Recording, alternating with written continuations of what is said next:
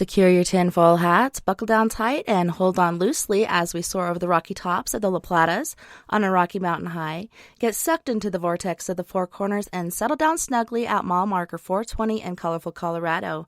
It is Sunday, March 22nd, Monday, March 23rd for those of you across the pond and beyond. Welcome to We Are Paradox Media's Late Night in the Rockies. I'm so glad you guys could join us this evening. I'm your host, TessaTNT, and I hope you guys have had an awesome weekend so far. I hope you guys aren't getting cabin fever yet with the whole locking ourselves away and keeping this virus from spreading and getting mutated. But you've joined us on one of our media outlets, which is Spreaker.com. You can also find us on Periscope under TessaTNT, where you can watch us live tonight. We're on Twitter, Spotify, Apple Podcasts, Google Podcasts, iTunes, iHeartRadio, CastBox, Tumblr, YouTube, SoundCloud, TuneIn Radio, Deezer, as well as Podcast Addict. So tonight I have a treat for all my guys and gals out there. Tonight we will be talking to and getting to know author D.A. Roberts. And D.A. Roberts is an author of fiction primarily in the horror, dystopian, and science fiction genres. Born in Lebanon, Missouri, he now lives in Springfield, Missouri with his wife and sons. When not writing, D.A. serves his community in law enforcement. He has been in law enforcement for more than a decade, serving as a corrections officer, deputy, sheriff, hospital security team supervisor, and most recently, patrolman with the Walnut Grove Police Department. Best known for his Ragnarok Rising saga, he blends the zombie genre with elements of Norse mythology. The series has been called a thinking man's apocalyptic world. This is a unique approach that creates a new subgenre in apocalyptic fiction, debuting in July of 2012. The series has been featured on radio shows on 3 continents.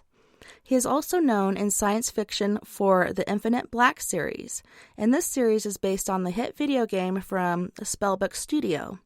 Approached by Spellbook Studio to create the history of their universe, DA's series explores the rich tapestry that is the Infinite Black. Download and play the game for free at www.spellbook.com.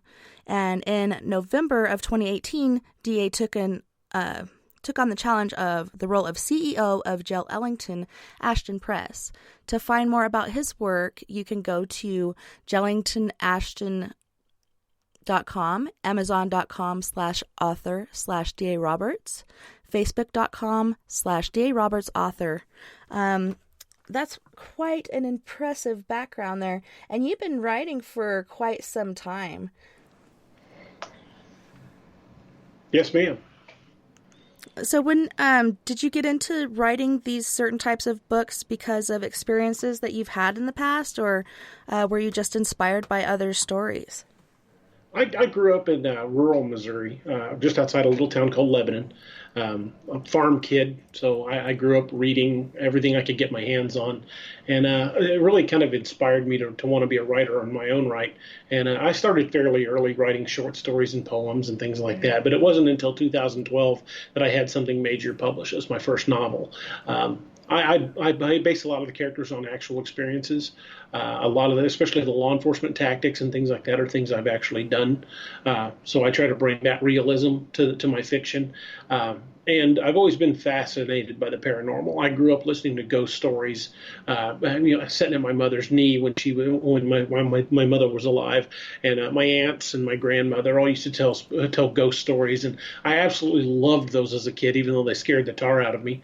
And I grew up watching shows like The Night Stalker with Darren McGavin, and just absolutely developed a tremendous interest in horror and the paranormal. And as I grew, I expanded that into other areas. Like I would always look for interesting things when I'd be out camping or hunting, and I love everything to do with that kind of. Anything that has a creepy vibe to it. Ghost stories, Bigfoot, cryptids. I love all of that. So the ghost stories that your mom would tell, are these things that she actually experienced, or are these stories passed down through like family members? A little of both. Some were passed down. Some were places that they knew that were haunted around the area where I grew up. The farm my mother grew up on, she said that the building's not even standing anymore. It was outside a little, well, it's now a ghost town in Laclede County called Orla, Missouri. There's nothing left there but an old grist mill, and it's in shambles. But the farmhouse she grew up in was haunted. She said it was not uncommon for doors to slam open and things to fly off the cabinets. So she grew up in that environment. And later in years, when her and her sisters were older, they would take their boyfriends or husbands or whoever what they had with them at the time, and later my siblings and myself, and go to some of these places to see what we could see. There's a graveyard just outside of Lebanon called Lonesome Hill, where supposedly a witch was buried. And if you go there at a certain time of the night, you can see a red glow on her gravestone. Well, we kind of debunked that when we found that was a radio tower from a few miles away, but it was still creepy as heck. Yeah. I love going to places like that. Well, it's so much fun, and it does fuel your imagination. And like some of these stories, I mean, as a kid with different experiences that I had, would keep me up all night just picturing and imagining different things. Well, when I was a young kid, I'm 4 or 5 years old, I remembered one night my mother moved me out of my bed, picked me up and carried me into her room. There had been what we thought was a screech owl posted out, been staying outside my bedroom window, but it only came to mine. And then years later, when I got older, I read about Bigfoot accounts where it would go to the windows of small children and make animal noises. So I often wondered about that. If I had been older then, if I could have looked out the window and saw what was really out there. But I know it frightened my mother, and I remember that vividly. That scream, that I can still hear the call of that screech owl, and that's a terrifying call. Yeah, even if they sit out there and just hoo. Sometimes I'll have one out here in the tree right behind my studio, and I'm like, wow. I don't know. Sometimes it creeps me out. Other times it's just pretty peaceful. Like you could really go to sleep to that rhythmic hooing that they do. Mm-hmm. Well, barn owls, like most barn owls, are just the sound of an owl to me isn't frightening. It's kind of a reassuring sound of the woods. But a screech owl sounds like somebody's getting killed. I mean, it's screaming bloody murder, and it'll freak you out, especially if you've never heard it before. It is like, what in tarnation is that? Exactly. So I grew up not too far from where you guys are. I grew up in Arkansas, basically, until a certain age, and then I moved around quite a bit, but so many different experiences that we had in Arkansas, and I don't know if it's the South, being that it's been populated for a longer time than the West, but it just seems so active, and it's amazing. There's so much that goes on in the Ozarks. The Ozarks are really kind of almost like a nexus, I think. I mean, you can find any kind of experiences here, and the Ozarks has always really called to me. It's in my blood. It's where I was born. It's where I'll always be. But there are just some really, really weird things that have happened in the Ozarks over the last few centuries since the first settlers got to this area, and even before. I mean, my uncle who just passed away back in December, he was full-blood Cherokee. He married into the family, and he told me stories that he had been told by his grandfather that predated white settlers. Could you share some of those with us? I really love people's stories. There's one paranormal. that I remember him telling me, and as I did the research for this book that I'm just releasing, that's called Apex Predator Wolf Moon. It was about a creature that was, for all intents and purposes, a werewolf or a dogman. It had the form of a bipedal wolf that would prowl around and snatch children that were unwary. And it's very close to the area where that was is very close to Lake of the Ozarks, outside a little place called Eldridge, Missouri, which is where a lot of the setting from this book is. So there have been a lot of sightings in this area that kind of fuel your imagination for this book and give you like little tidbits for your story? Absolutely. And like you said, this is pre-settlers. This is like even back in Native American days. Is this still happening today? Are there still people experiencing this? If you research some of the accounts, especially like the North American Dogman Project, there are a lot of sightings in this area. A lot of reports go unreported. A lot of sightings go unreported because people are afraid of being made fun of and ridiculed. But within just a few hours drive of here is the LBL, where LBL, Land Between the Lakes. I'm not sure if you're familiar with that incident, but supposedly back in the 80s, a dogman entered a camper and killed a family. And you can locate accounts of that all over the place. These, they're dangerous. Yeah, and that was one of the questions I had for you. What is the difference between dogman and wolfman? Is there a difference? Well, by European lore, the werewolf can change forms. It's a lycanthrope. It started out as human, became cursed through either by being bitten or a curse from a gypsy, and would transform under a full moon. That's the more or less the classic European model. But Native Americans have lore of skinwalkers who can change shapes. But also of these creatures, in the Cherokee called it the Ulunga Doglala, and it was in that form. That's what it was. So much like the every tribe has its own word for Bigfoot. As I was researching this, many tribes have lore about the Dogman. In our neck of the woods here in the Four Corners area in Colorado, we do have Apache, Hopi, Navajo, and Ute tribes, and I'm sure there's more that I'm forgetting. But they have the tale of the skinwalker, which, like you're saying with the werewolf, is a shapeshifter, but more along magic lines, as far as you have to take someone's life within your family or somebody that is dear to you in order to... That's dark magic. Yeah. And some people do it intentionally, and that's where it's dark, and some people unintentionally, like, kill their mother when they're born, so therefore they're able to use it, but in a different manner. Yeah. It's funny you should mention you're out in the Four Corners area. Have you ever heard of a ghost town out there called Dove Creek? Yes. My great-grandfather was the sheriff of Dove Creek, Colorado, back in the late 1800s. Really? Yeah. That's awesome. Yeah, I grew up, once we moved out here to Colorado, I think I was in 4th grade, 5th grade, in Cortez, Colorado, which isn't too far from Dove Creek at all. And people still actually live there. Really? Mm-hmm. I've always wanted to visit it. I've never actually been there. I lived for about 8 years down in New Mexico, and over near in Union County, over in Clayton, near the Texas, Colorado, Oklahoma border. I never got to go to Dove Creek. I would always wanted to, though. Yeah, it's not very big, but I mean, I'm sure with you guys especially having a history there with your family, it would be quite intriguing, and so many different stories that you might hear from locals. Because a lot of people do stay there that grew up there, and some people actually still move there. I think my nephew just moved out there, but past the town, out in the boonies a bit. I plan on going out that way here, hopefully in the near future, if the coronavirus ever goes away, and so I can go out and see some of the history of the places where my family's been. That'd be awesome. Yeah, if you do come out here, let me know. It'd be awesome to meet you and show you around. Not Dove Creek, but I mean Mesa Verde's not too far from there, and you just got to see that if you come out this way. Oh, absolutely. Speaking of the coronavirus, and we kind of got off topic with this last night. How is it in your neck of the woods? I think it's basically the same everywhere. Are the shelves barren? There's a number of reported cases here, and they haven't really instituted a full lockdown, but I figure it's probably coming. I went to Sam's Club day before yesterday, and no, it was yesterday, and the only thing they were really out of was toilet paper and on a lot of things like milk. But for the most part, just other than being able to get toilet paper, but we usually buy it by the case anyway from Sam's, so it's not like we're out. I wish we'd have bought another case before this happened, though. Right? I know.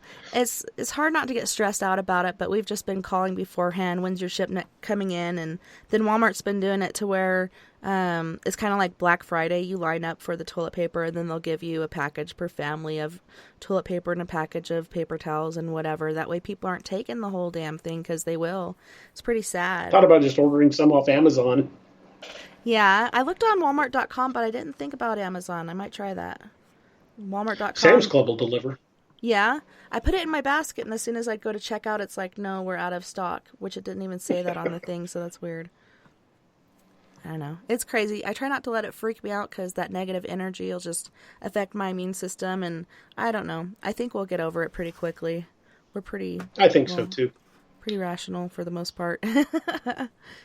Yeah, we haven't had any reports of anybody doing anything crazy around here. I mean, it's just for the most part business as usual. One of the bigger churches in town today was doing coronavirus care packages for people that needed assistance, and it was a pretty big event. I mean, they gave out a lot of stuff, and it was care package of basic hygiene items and a few rolls of toilet paper and things like that. But it was really nice of them to do that.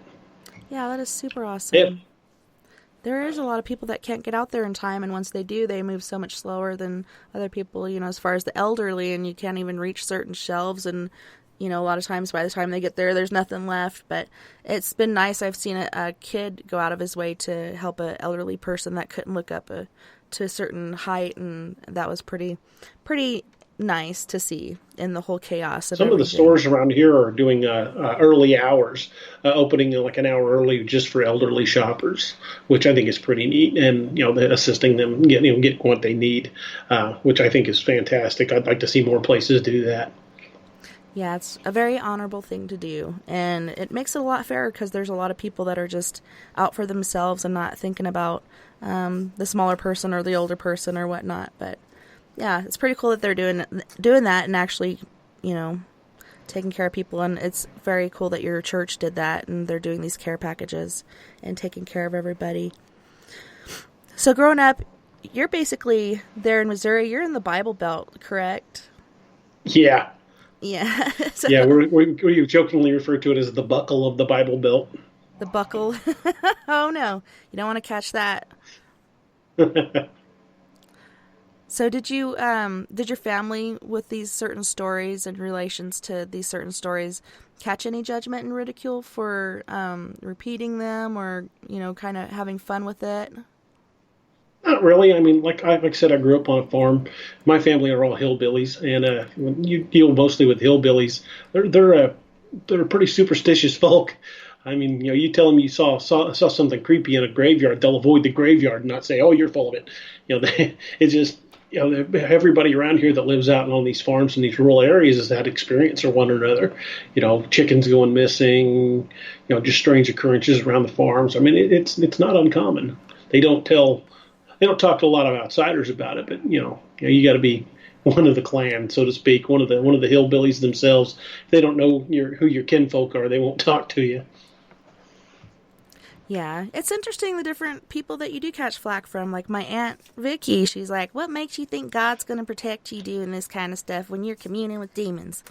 I'm like, Auntie, they're not all demons, they're ghosts and stuff. But, people have their certain beliefs, but it's just kind of funny where you don't expect it and where sometimes it does come from. So, was the Nordic zombie book line, was that the first book series that you had written? Yes, the Ragnarok series was the first series I produced. It actually originally started out as a 5-book series, but when I signed with J. Ellington Ashton before I actually began up taking over and running J. Ellington, when I first signed with them, they wanted their publication model is a little different. They don't do larger books, 400 or 500 pages, and all my Ragnarok books were pretty beefy. The 5-book series were all right around the 500-page mark. Well, the first thing they asked is split them. So now it's a 10-book series, and it's doing fairly well. But it's a bridge I've already crossed. As much as I will always love the Ragnarok books, I put my heart and soul into writing those. I've moved on from those books. I still am proud of them.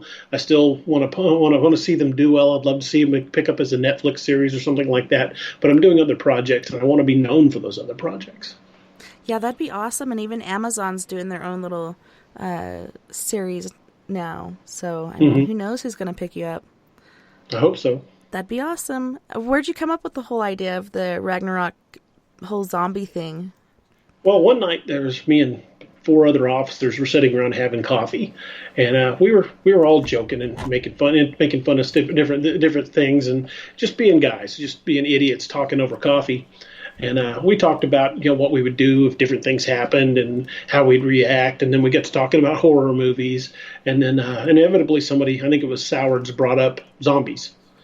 And somebody said, "Well, what will we do if the zombies hit Springfield?" And most of us just kind of laughed it off. We're like, yeah, zombies, whatever. I'm like, no, seriously, what will we do? So we we sat down and looked at the actual emergency management book on how to react for riots and stuff like that, and started trying to figure out how we would make plans based on the emergency management plans for other situations. And I realized pretty quick we didn't have the manpower to stop something that widespread, but we would try. So the next morning, I was working overnights at the time. I was heading home, and it was 7:30 in the morning. I was driving home, and every building I looked at, I thought, well, could we defend that? And I'd see other cars, and I'd be like, oh, could we do something to that to keep the zombies out so we could still drive? And by the time I got home, I just couldn't quit thinking about it. I couldn't go to bed, so I sat down and started jotting out the notes that became now a 10-book series.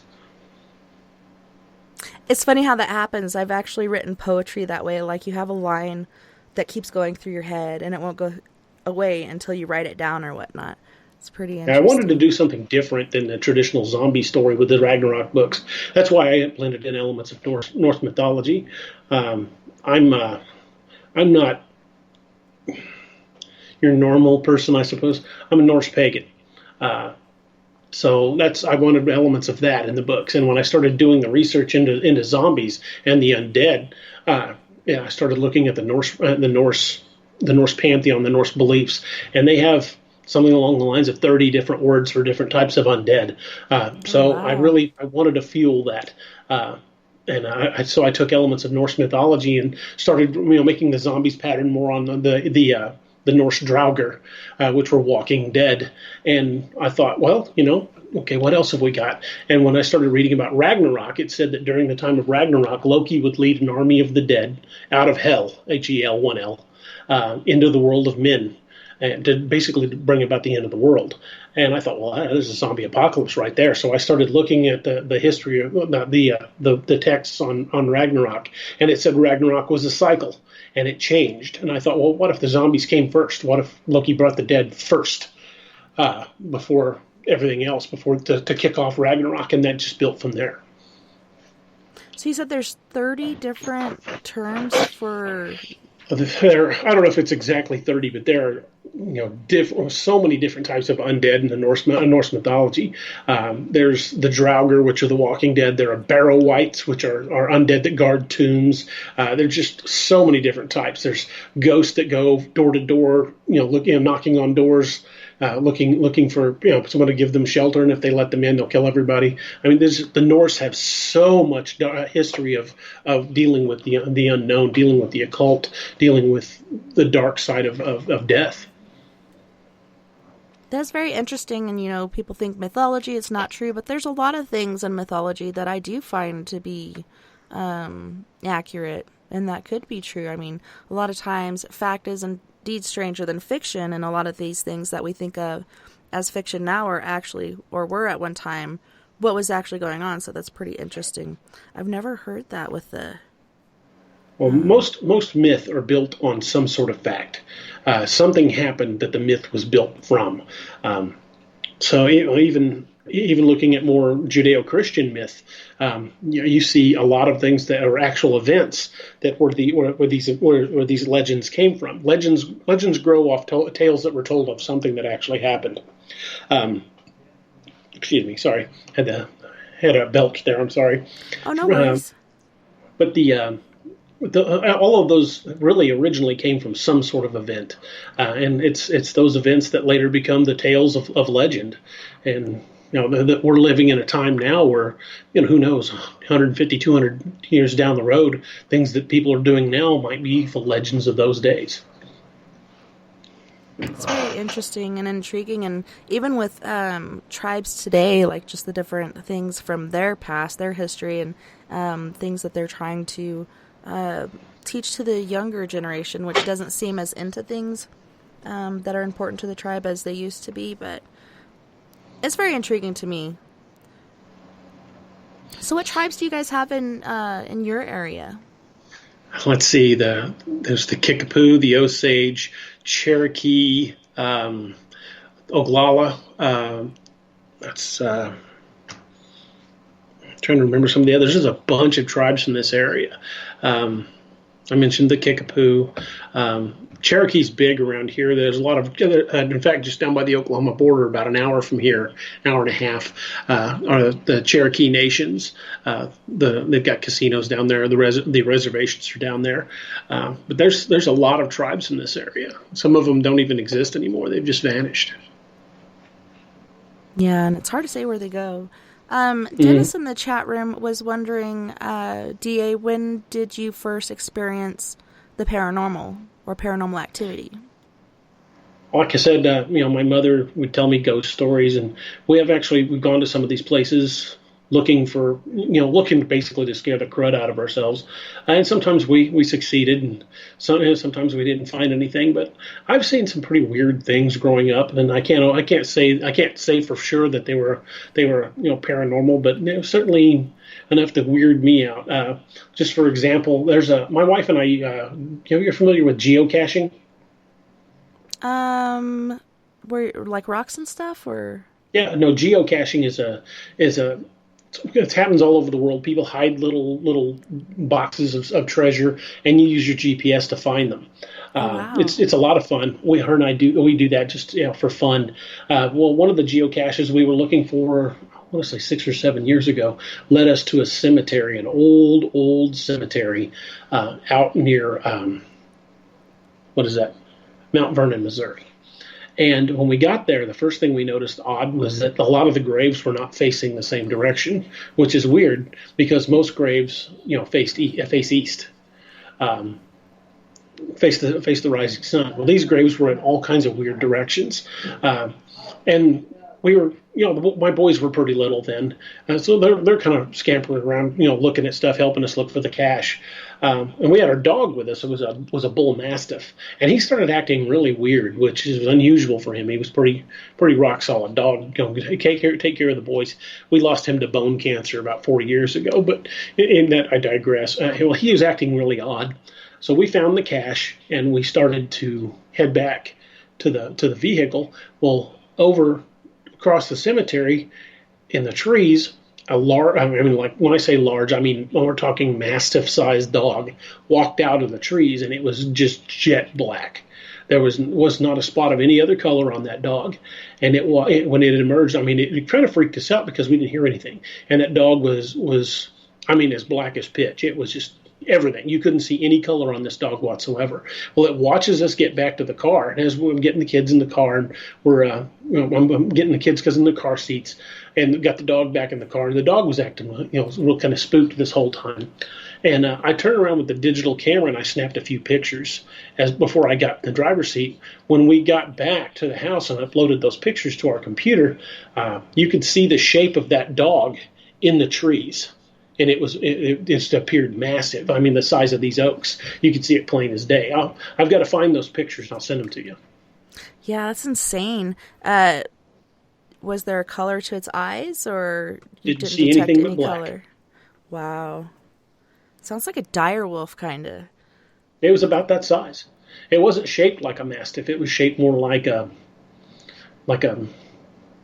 It was, not a Great Dane. I'm looking at a German Shepherd, wolf, something like that with the elongated snout. It was a big dog, and it was easily as big as my bull mastiff. And he was 145 pounds. Wow. Right outside of a cemetery, you would never expect to see that. Yeah. It's interesting. I went back to Arkansas in October because we were going with Caden and Alyssa down to New Orleans to meet a couple friend of ours. But while we were in Arkansas, we found a cemetery on land that we always played at our aunt and uncle's house, which we had never seen before. And we saw this on the way up to the cemetery where my mom and dad's buried. And we get up there and we're walking around. We're visiting all the family members there and cleaning up our parents' grave and such. And we keep hearing this noise around the cemetery. And this is out in the middle of the hills. Unless you know where it's at, like, you're not going to find it. And then my sister's like, well, come on, let's go on the outside of this fence of the cemetery and let's go check it out. And I'm like, no, I don't feel comfortable with that because, like, this right here is hollowed ground and there's nothing to really protect us out there. And plus there's so much fallen dead stuff. Like, there could be cottonmouths or rattlesnakes or copperheads. something. Yeah. And so we decide not to, and we're piddling around a bit. We're taking all kinds of pictures, and all of a sudden, she's like, "Did you hear that?" And I was like, "No, what was it?" Besides the movement, I haven't heard anything. She said it sounded like a scream. I was like, "No, I didn't hear that. That's so weird." And then right before we left, I heard it, and it was not like a normal scream. It sounded like a Native American, the way they'll do their war cry or whatnot, the way they'll do that scream. And I'm like, that's totally what it sounded like, was a Native American doing a war cry. And she's like, that's exactly what I heard earlier. So we thought it was cool, but we did decide to leave at that point. But it's interesting. I don't blame you. I probably would have as well. Yeah, different things that are out there, especially at cemeteries that you wouldn't expect, but maybe we had just spent a little too much time there.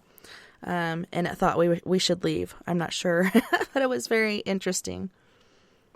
Yeah, things like that. I love stories like that. I love places like that, and there's a few places. In fact, one of the nastier battles of the Civil War was just outside Springfield, the Battle of Wilson's Creek. And I know a number of people, including a friend of mine that used to volunteer out there, that have seen apparitions there, full-bodied apparitions. And I haven't yet been out there to do any checking, and I know it's literally 5 miles from here, but I need to go out there. I really want to. It's one of the places on my list. Yeah, a few summers ago, and you think about the Civil War, you think about the different uniforms, and you always think of the blue and the gray. But in Arkansas, come to find out, after my daughter had seen an apparition on the Prairie Grove battlefield, she saw it in a khaki uniform, and I was like, well, maybe that's a game warden or a guy that used to do tours here, and he was very fond of the place, so he decided to stay here at the main house of the general. Well, we got chased out by the cops that night. It was totally open. I guess we weren't supposed to be there without permission, so we came back the next day to get written permission and such, and walking around the museum, we see this uniform, and it's khaki colored with gold embellishments, and it was actually an offshoot for the Civil War of people in that area of Pettigrew, Arkansas, and probably other places in the South. It was intriguing. A lot of places during the Civil War didn't have access to the gray wool material, so they used a lot of butternut, which is a very khaki color. So that was actually not that uncommon. A lot of the regulars from states in the southern states like Louisiana, Arkansas, Mississippi used that khaki color. Yeah, we had so many amazing experiences at this battleground, and one was communicating with the general's ex-wife because he found a much younger and preferable wife after her. But she's still hanging out there, and we actually got her on the FLIR camera with her poofed out dress, and she communicated with us quite a bit. One thing we had tried, and I can never remember the name of this experiment, but you use speakers to use sound of that era, so you could use music from that era. I decided to use Civil War sounds, so it's cannon fire, people screaming instructions, people screaming gunfire, so on and so forth. And we're sitting in this little ravine where people would hide during this time. And my daughter, I believe she was like 10 at the time, really wanted to leave at that point. And I'm like, it's okay, don't be afraid. They're just ghosts. We're all going to be ghosts someday. And she's like, Mom, I'm not afraid of what I saw. I'm afraid of what I felt. But she saw this individual run past the car and jump into the tree line, and she said just the fear of losing life and the anxiety at that moment really did upset her, so we did take her home. But it was cool that it worked, but at the same time it was sad, because I felt bad for re-invoking that for that person.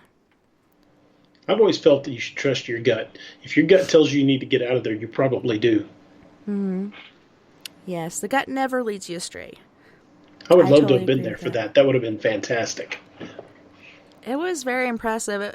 And we had left so fast, I actually left a piece of equipment, but we were going back anyways, so I picked it back up when we came back. That's good. Glad you didn't lose it. Yeah. That stuff's expensive. It is. You can go broke doing this. But it's amazing all the energy that's still out there from so long ago. People ask, why aren't there dinosaur ghosts? There's been sightings, there might be. Yeah. There's been sightings. Are these ghosts or are these things coming back into the fold? Yeah. I mean, energy's energy. I mean, we're all made up of it. So I've heard stories like more out east, like on the coast of North Carolina or whatnot, the Thunderbird. Do you guys have anything like that in Missouri? There's a lot of Native American legends of it. A lot of tribes have a lot of tribes had different versions of the same story. But I've never heard of any sightings in this area. There was a sighting sometime in the late 1800s up in Laclede County that the description the farmer gave sounded like a Quetzalcoatl, the feathered serpent. And it actually made the Lebanon Daily Record back in the late 1800s. I think I can find the article, but that was a sighting from sometime in the late 1800s, like 1890s. It's amazing. That's the closest sighting I've ever read. I read a lot of accounts. And Jason is just coming in. I think he missed the part where we introduced where you are from in Missouri, but he's wondering, what part of Missouri are you from? Kind of central Missouri. Lebanon's on the I-44 corridor, about an hour northeast of Springfield. I live in Springfield now, but I was born and raised in the Lebanon area between Lebanon and Eldridge, Missouri, out off North 5 and YY. On a little farm out there. It's all grown up now. It's housing development now, which kind of saddens me. But the old farm's gone. It's amazing how quickly these areas do grow, and things that used to be there that are not. Pettigrew, still the same today as it was when I lived there. Nothing really's changed except for people that are gone. Yeah, it's amazing how many different stories from tribal people and farmers that are living out there as well. So tonight on our show, we're actually doing an unveiling of the cover of your book. And are we going to do that in the second hour? When did you want to do that? I'll leave that up to you whenever you want to reveal it. Okay. And then we also have a link to actually, we're going to put the book out live. Is that what we're doing? Mm-hmm. So exciting. I'm super excited. So can you tell us some more stories that got you into this book of the Wolf Moon? I like the legend of the dogman. I suppose just growing up loving creepy things like that. The big ones that scared me were werewolves and zombies. So I've always really kind of gravitated towards stories like that. But after hearing things about like the Beast of LBL, the Land Between the Lakes in Kentucky, and it actually killing people, cattle mutilations, dogs being ripped to shreds in an area where there's no mountain lions, just things like that. We've been reported around here for generations, and I always figured something like that has to be out there. There, in fact, down by Joplin just a few years ago, there was a guy had a limousine bull on. I don't know if you're familiar with limousine bulls. They get big, 2,000 pound range. I mean, it's a big animal, and had one that had been attacked and mauled pretty badly. It was still alive, but it was lacerated bad. And I can tell you, there's not a mountain lion in the world that's going to jump an animal that big. Mountain lions, they will. Basic prey assessment is what risk is there to the predator? They're not going to jump something that they run the risk of getting hurt themselves, because if the predator is hurt, at that point it's going to be prey for something else. It can't risk attacking something that can hurt it or kill it. So something that's 12 times its size, it's not going to go after it. It just doesn't make any sense. And the spread pattern on the claw marks on a bull whose haunches are chest high on me, that's just not right for a mountain lion. They're not that big. 80, 90 pound kid, yeah, it'll drag one off. I hear all the time, especially up in Yellowstone, of people getting attacked. In fact, just recently, one of the articles I read was a farmer who was attacked, and when the deputy showed up to try to chase the mountain lion, it attacked her. So mountain lions are pretty brave, but they won't go after something that much bigger than them. I mean, a human, that's about the end of it. 200-300 pound range, but over 1,000 pounds of beef, that's a good way for even a big cat to get stomped to death. So it had to be something bigger. Yeah, for sure. And like you're saying, mountain lions, they tend to go for the smaller prey. Like here at Mesa Verde, we had a kid get grabbed by the head by a mountain lion, and luckily the parents chased it down screaming and such, and it dropped the kid. But they're looking for the easier prey, not something, like you said, that's going to hurt them or cause them to have to work too hard for it. That's insane. That is a large piece of meat to get attacked. So the pictures I saw, the claw pattern were wider than my hands, and I've got a pretty big hand. I wear a size 14 ring. There's no mountain lion in the world that's got a paw bigger than my hand. I mean, they're a good sized animal, well over 100 pounds, but you don't see them with paws this big. I mean, they a good sized saucer maybe, but not wider than my hand, because their paws don't splay out like that. They grab and dig in to bring prey in, and it was just the cut patterns were just too big. Did they have to put this animal down, or were they able to? I think they were able to rehabilitate it. The article didn't say, and I have yet to be able to track it down. But I know that and the lacerations probably wouldn't have been fatal on an animal that big, because they weren't in any vital areas. They were all across the haunches. Yeah. So stars, yeah. But it was a breeding bull, and they've got a lot of money invested in those. So I doubt they put it down. Yeah. They're going to get every last drop out of that sucker. Literally. So in this case, are they thinking like this is like a werewolf type of thing more than it would be like a skinwalker? They kind of dropped that case pretty quick when no explanation they could give really made sense. It just kind of got brushed aside. So even the farmer that it happened to in the article said no, it had to be something bigger, and they just kind of let it go at that. The newspaper didn't really take it too seriously, and they didn't stick around.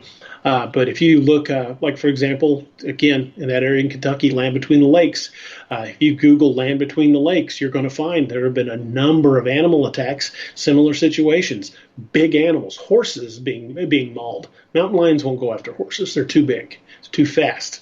And a horse kick an animal the size of a mountain lion, crush a rib cage, break bone. Mountain lion's not going after a horse, not a full-grown horse. Full? Yeah, I can see that. We're talking full-grown horses that were mauled to death.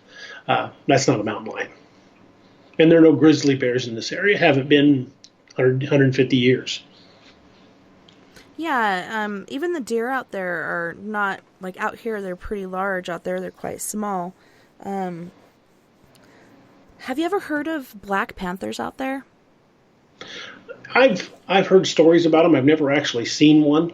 But, they used to say there weren't any mountain lions in this area, and I actually saw one of those camping down in Arkansas, North Arkansas, down by the Current River in Jack's Fort. But they're here, and black panthers. Yeah, there are stories all over the place about those. Farmers have seen them. My cousin saw one. He raises coon dogs, and I don't know if you know much about coon hunters, but they're a pretty odd breed. And they take that very seriously, and I'm not much of a coon hunter. I never really got into that. I deer hunt. Used to hunt turkey. I've hunted just about everything you can hunt in the Ozarks. Just never really got into coon hunting. I just didn't like running dogs, because it's a lot of work, and you're out there for hours chasing those dogs through the woods. But my cousin had a coon dog mauled by one. And he saw it, and I believe him. I mean, when people say they saw those things, saw a black panther, I don't just immediately go, Missouri Department of Conservation denies the fact that it's there. If they say they saw one, I believe them. And that's a big animal, but it's mountain lion size. It's not the Bengal tiger size. It's mountain lion size. It's just a melanistic mountain lion. Yeah, we had actually seen one not once but twice on the pig trail there in Arkansas, going over the Ozark Mountains, and off the side of the trail where people usually go hiking during the day, it was just crouched there about to go across the road. And first you see the big old yellow eyes, and then you kind of just see it hunched there on the side of the highway. But people still deny that those are even out there. But like you said, it could be a mountain lion, just of a different color. Or there's people out in certain parts of the United States that do have these exotic creatures shipped to them. A certain guy in Arkansas, had a whole tiger farm and stuff, and he ended up releasing a lot of his instead of them getting taken. And of course, a lot of them got captured, but could be a wild release that could have been around for a while or could have mated with like a mountain lion. And their territory where they go now has actually changed quite a bit. They're not just out here anymore. Now they're out east. Down in Stone County, Missouri, about 30 minutes from here, there was an animal theme park that went bankrupt, and the people that owned it just abandoned it, just left the animals there. And a friend of mine was a Stone County deputy at the time, and he would go down there and he would feed some of the animals, take food down there because these animals were just left in their cages to die. Well, one night he went down there, and the wolves were all gone.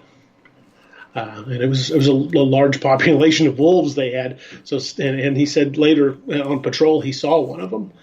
So there was wolves released into the Ozarks. And if they have anything approaching a normal birth rate and haven't been killed out, there could be a pretty good size number of wolves in this area, which there hasn't been wolves wild in Missouri in a long time. They were hunted out. But to me, it kind of put a smile on my face to know that they were back. Yeah. A lot of people threw a big old fit because they were reintroducing them in, I believe it was Montana. And people threw a really big fit about it, about how they're going to get rid of too many wildlife, so on and so forth. But I mean, they used to be there. Why not reintroduce them? But I could see how it could get out of hand. But at the same time, it's really nice to see them back again. You got to be careful with it, but there have to be a certain number of predators to counteract the number of prey. When they stopped deer hunting for the longest time, the deer population exploded, and as a result, they ate pretty much everything they could reach, and as a result, there just wasn't enough food to go around. A lot of them starved. So the culling of a certain percentage of population is necessary, and that's where the predators come into play. I mean, if the wolves are out there and the mountain lions are out there, they naturally cull a certain amount of them, but the number of them that have been killed off over the years, there just aren't enough of them. Unfortunately, when they find it difficult to catch prey, especially if they are sick or injured or getting old, then they turn to easier prey that doesn't really pay attention to its surroundings and that walks on two legs and looks a lot like us. Right. Some of us are pretty keen to picking up on different things, but some of us are just oblivious. So yeah, that's a good point there. But like you said, with the deer, also here, herds of elk have been found dead, and I believe they're calling it like wasting disease, and I'm not sure if chronic wasting disease happens in deer as well, and that's they try to find the populations of that and eliminate them before it spreads to the rest of the herd. But it's common everywhere, unfortunately. Funny you would mention elk. They released elk into Missouri, I want to say about 15 years ago, down near the Arkansas border. You know where Eminence, Missouri is at? No, I don't think so. It's on the corner of no and where. It is in the very definition of the boonies in Missouri. That is hill country. Where you can definitely still hear the banjo music down by the river. They reintroduced elk down there, and they didn't expect the population to take off the way it did, and it's just booming. It's to the point where they're actually kind of becoming a nuisance in that area, and they're spreading out. It wouldn't surprise me if in the next 4 or 5 years they start authorizing limited hunts because the population just really took off. Well, there are no large predators. I mean, there's nothing large enough in Missouri to take out an elk. No. At least nothing they'll admit to. Yeah. Oh, I would hate to hit an elk with a car. Ooh. I almost hit one, and it looked just like a statue they have here of this massive elk.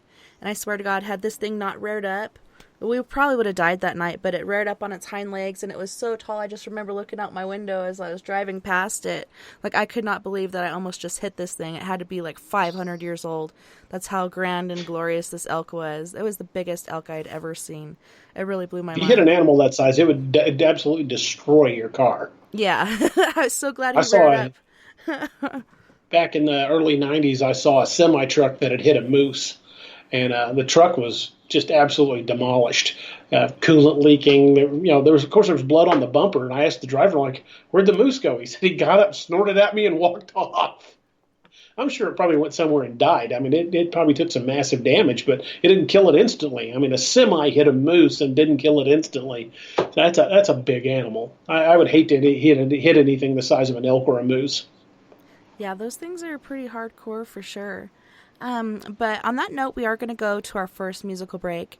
And on this break, we have Mr. Fred Johnson, and he's going to be singing Sugar and After Dark. And then we have a musical, what would you call it? Just an instrumental called Dusty Fingers. You guys don't go anywhere. We'll be right back right after these musical notes.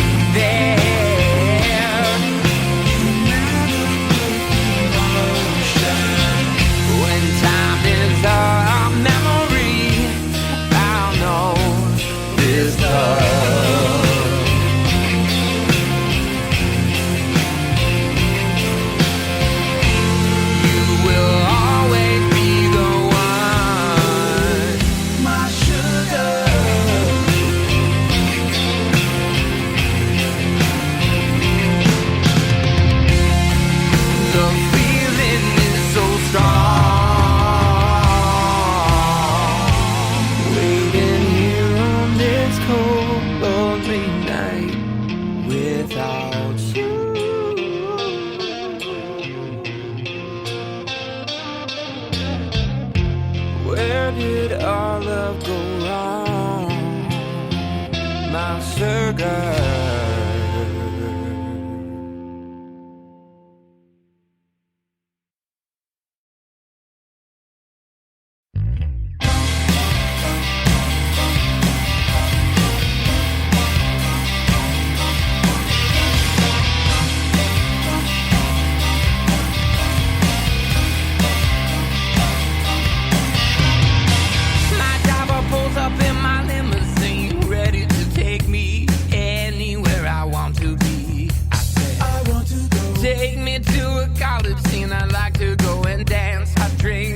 The perfect date, yeah.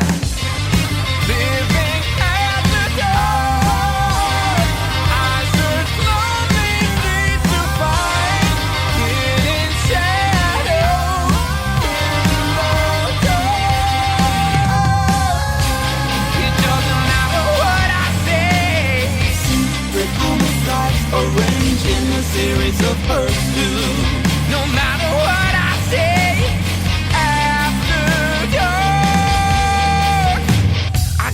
Face because she had the range. I knew she was the one that never could go home again. Plastic lights by limo seats. I don't know why I can't control this urge to hurt again. Yeah.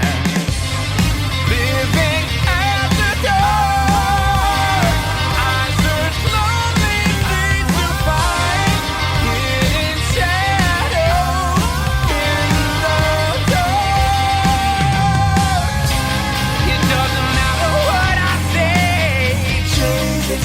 Murder forever after. No matter what I say, after dark.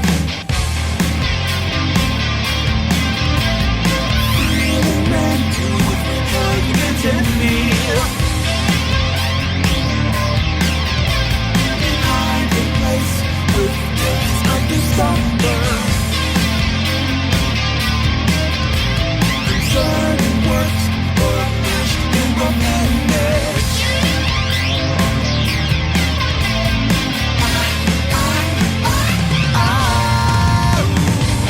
It doesn't matter what I say. It really doesn't. No matter what I say. After dark. It doesn't matter what I say. Secret homicides arranged in a series of pursuits. No matter what I say, shades in the sky, murder forever after. It doesn't matter what I say. Rude and fatal, lacking the hint of conscience. No matter what I say, after dark.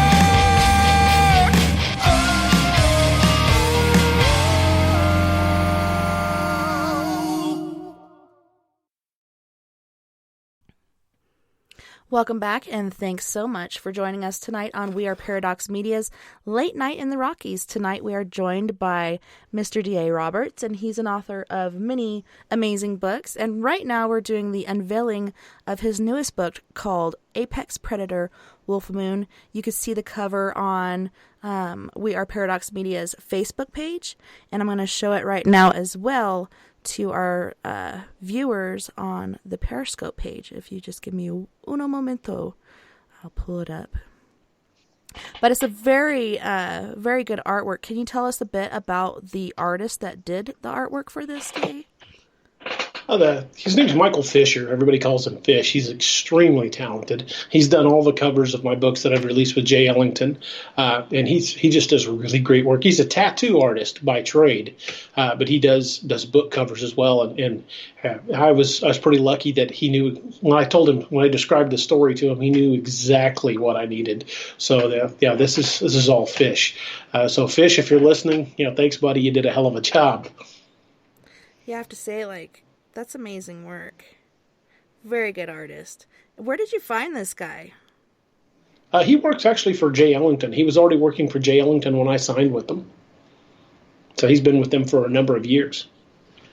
He's got a few books of his own out as well. So fish is kind of the total package. Heck yeah. And like I said, we're also doing the link to get this book on Kindle, which is awesome. We were talking about this on break. I'm one of those people, I don't know if it's because I'm old school or what, but it's hard for me to get into different technologies. Like, it took me years to actually get a cell phone. I did not want a cell phone. And then my husband finally bought me one because he's like, there's no way you're running around and I can't get a hold of you because you don't want a cell phone. So I had one of those really ghetto ones with the pull antenna forever, and the little I remember those. broke off, so I glued a bead on there, and oh man, that thing went through hell before I finally got a new one. But the Kindle... I'm deaf on cell phones. Working in law enforcement, I kill them. I mean, if I get 2 years out of a cell phone, it's ran the gamut to survive. It's amazing what they do go through in our everyday lives. I actually just recently replaced the screen on my iPhone because I'm such a penny pincher. My friend's like, I got mine done for $50. How much did yours cost? $22 plus my time. But the Kindle is amazing because not only can you change the brightness of it, you can change the font, you can make it larger, smaller, whatever you need in order to be able to read it. It's an amazing piece of technology. I actually used it to read The Great Gatsby, and I'm glad I did. Nice. Kindle's a fantastic tool. I mean, I love the fact that was created because it really it changed the way people read. So many people will carry a Kindle with them because they can have 200-300 books stored on a Kindle, whereas if they wanted to go to the beach with a book, if they finish the book, if they didn't carry another one, they just don't have another one. But that Kindle, as long as you got the charge, you've got even internet access on some of them. You can download more books, and you've got a virtual library at your fingertips. So we actually do most of my sales on Kindle. Probably I'd say 80% of my sales are on Kindle. Well, and that's good. As you were saying, like, you get more of a cut off the Kindle than Amazon will give you. Like, you only get 30 on Amazon, and they get the majority of it. Well, with the Kindles, I get 70% of the royalties. Actually, JEA gets a piece of that, but it's a 70% split with Amazon. Yeah. Whereas they get, it's more closer to 30% with the printed copies. So, yeah, you guys hang in there. When we get back from our next break, we're going to put that out on our Facebook page as well as over here on Periscope. So we were talking on break about the South and all the crazy things going on there, and this topic of Granny's house came up. And for me, Granny's house is the creepiest place I've ever been. You've got a creepy granny house too. Can you tell us a bit about your granny's house? Yeah, my grandma West, Carrie West, she was quite the character. The house she had when I was a little kid was over on Jackson Street in Lebanon. It was this massive old house that was built shortly after the Civil War. And you could go over there, and if you spent the night with Grandma, you'd hear stuff moving in the house at night when everybody was in bed. And it was just this creepy old house. You could walk. I would refuse to go in the basement of that house. I mean, it was just, I loved that house because it was my grandma's house, but at the same time, it used to scare the heck out of me. And you couldn't go over there without somebody in the family saying they heard something or saw something. What are some of the stories surrounding Granny's house that people have not only heard but seen? Well, Grandma insisted that my grandfather would come visit her, and he'd passed away years before. He would say that he would come and sit on her bed and talk to her at night. And I had no reason to doubt her. I mean, she definitely wasn't crazy. Even later in years, she was still just crystal clear. But she was a character. And if she said she saw something, I absolutely believed her. So, some of them I'm sure were probably, people that had owned the house before her. But like I said, the house was built shortly after the Civil War, so it had seen some history. The basement and the root cellar both scared the crap out of me. Is there any particular reason, or is it just because it was dark and... Just the vibe it gave. I mean, even with the lights on, it was just a kind of a creepy place to be. My grandma would tell us all the time, even though there was nothing down there, she'd say, "You kids stay out of that root cellar." And I don't know if it was because she'd seen something weird down there, or she just didn't want us down there. But so of course, being the little brats we were, we went down there. And I wouldn't stay. I mean, it just always creeped me out. It was just a really, really creepy place, and it was musty, and I don't even want to think about it now. I'm like, yeah, I don't want to go down there. No. I'll pass. So, you said you never stayed, so you wouldn't stay the night at your granny's house. You just go to visit and go home, or? Oh no, we'd all of us kids would spend the night, but you couldn't spend the night without hearing something. I mean, you might hear something walk down the hallway, catch a glimpse of something at the other end of the hall. I mean, it was just a creepy old house, and as old as it was, it's not shocking that it was probably haunted. Yeah, our granny's house was actually one of those houses that you order out of, I think it was the JCPenney's catalog or one of those catalogs, and you just build it yourself. But they didn't have a basement. Their root cellar was you go out the back door and you go for a walk past the beehives, and down this hill is where the root cellar was, where they kept all their jars and canned goods and stuff. But yeah, all kinds of creepy things at Granny's house, and we'd call out for Grandma at night, like, Grandma, help, something's out there, and she said, go to sleep, you youngins, there's nothing going on out there. So she was like totally in denial about it, would never admit anything, but we all knew there was something there, even the older kids in my family, and even cousins, like nobody, like we loved going to Granny's house during the day, but nobody liked spending the night there. Have you heard of the Kentucky Goblin? I've heard of it. Don't know much about it. It's probably something I'll end up reading about. Like I said, I love anything creepy. But what have you heard about it? Well, when I was looking online, because I saw these things when I was little, and the closest thing that I could portray it to, as far as things that I'd seen, were gremlins. Except for their ears were a little shorter, and they had the little pug nose and the slick skin. And one night I see this light coming through my window, which is strange because out my window is the chicken yard. And no light whatsoever to be found out there. And so I crawl down to the edge of my bed and I peek out. And there's this big old bonfire, and there's these little goblin things jumping around the bonfire. Some of them are banging on these little drums, and some have spears or little knife thingies. And they all stop at once and all look the direction that I'm at. And I just slam myself into bed and pull up the armor of sheet and blankets that protects all of us as children, and they went away and left me alone, but they ended up finding my brother and kind of harassing him for a while and chasing him through the house till they finally caught him. One night my grandparents caught him as he would run out of his room into the living room, which is past my room and past Granny and Grandpa's room, come back out through I call it the baking room or the pantry room. That's where Granny kept all her baking goods and stuff, and that's where the stove was for heating the house. And then into the kitchen, come back through. There's a step about this big, which is about 1.5 inches, 2 inches tall, if that. And he'd trip over that every time and be scrambling away. Well, the very last time my grandparents caught him and held him and looked the direction that these things were chasing him, and he just collapsed in their arms. And then never again after that night did he have these night terrors where he'd run through the house. But also after that point, he could not stay out of trouble, like no matter what he did.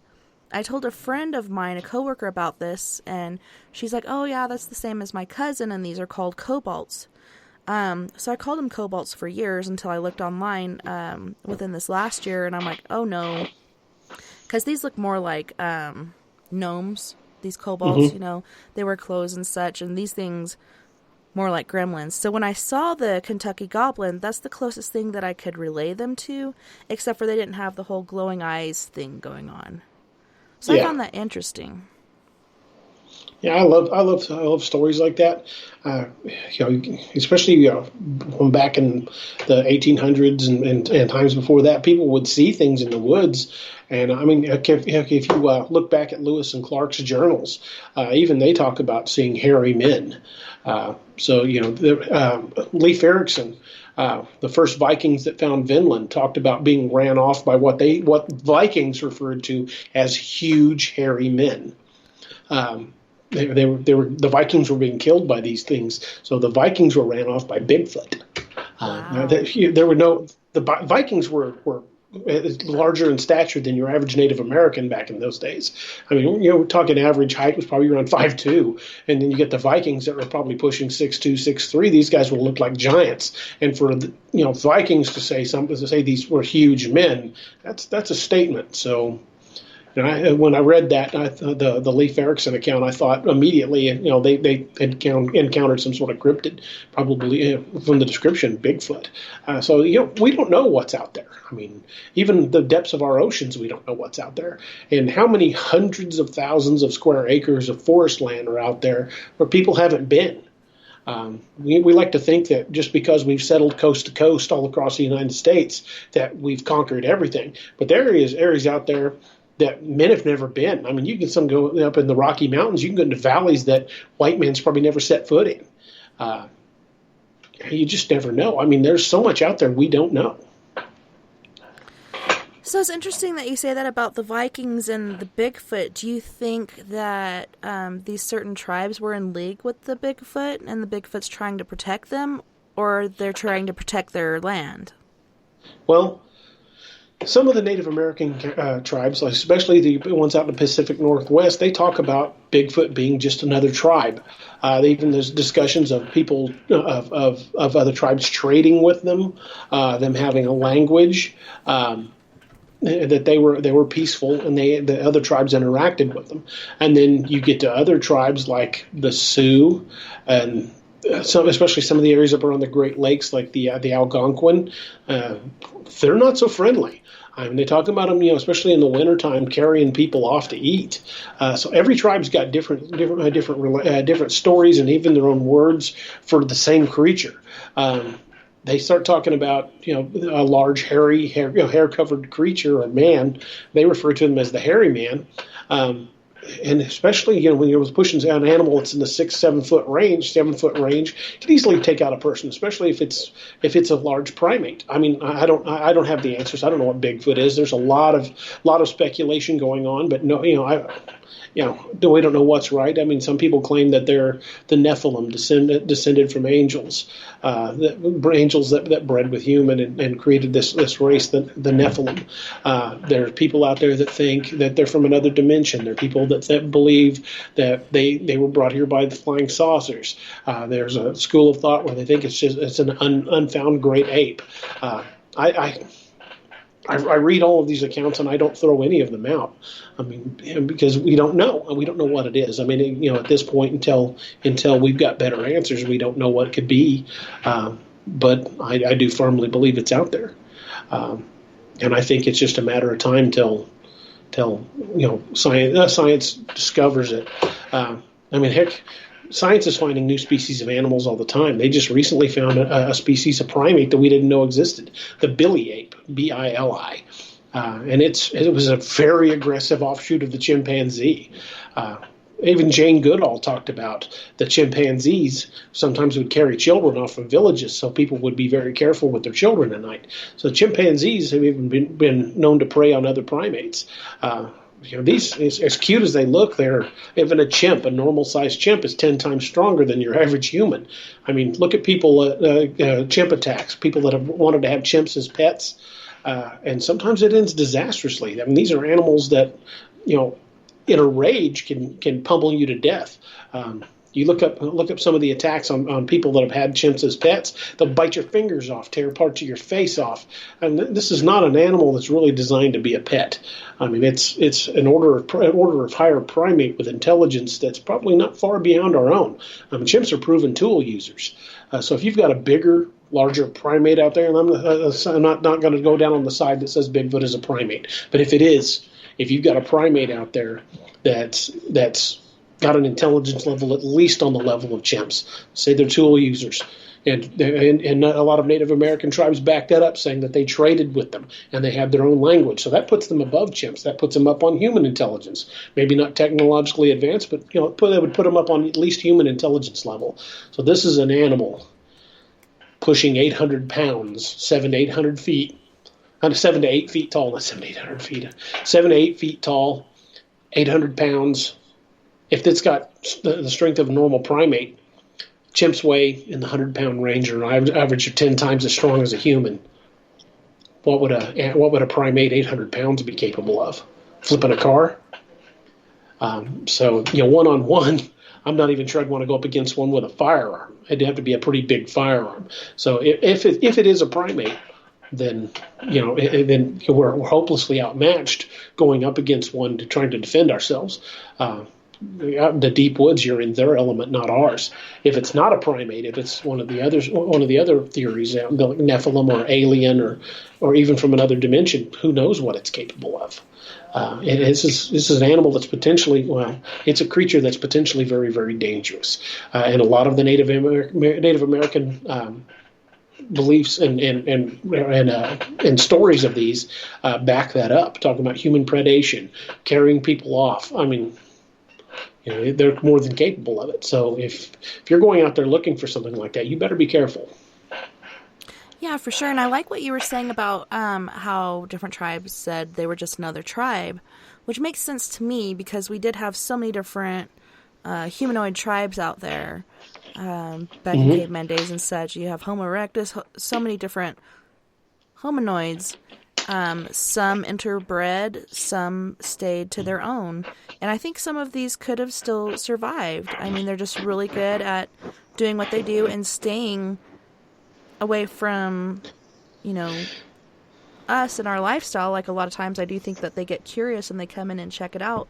But I do think it's possible that these certain tribes do still exist because, like you're saying, there's so many parts of the world that we haven't even touched, even the ocean, but even land, like so many parts of the land we have not conquered or discovered where we're still finding different species. Like there's an antelope species with a gill on its face. I mean, what is that even for? It's just amazing the different things that we're still finding. Yeah, every once in a while, if you look on like National Geographic and look up new species, they find new species all the time. Insects mostly, 99% of the new species they discover are some form of insect. But they're discovering new species all the time, and every once in a while we find something really, really big, like the billy ape, and it's particularly aggressive. I mean, that's just you never know. I mean, they find stuff in the deep Amazon, and look at Canada. I mean, Canada's thinly populated. I mean, the entire country of Canada has got about a third of our population, maybe a quarter, and it's bigger than the United States. There are extra areas of northern Saskatchewan, of the deep forests up there. There may not have been a living human being, Native American, white man, whatever. There may not have been a human in there in 100 years or more. And you get tales about, like flights going missing, like in the Pacific Northwest. There's been a number of crashes that they ain't never found.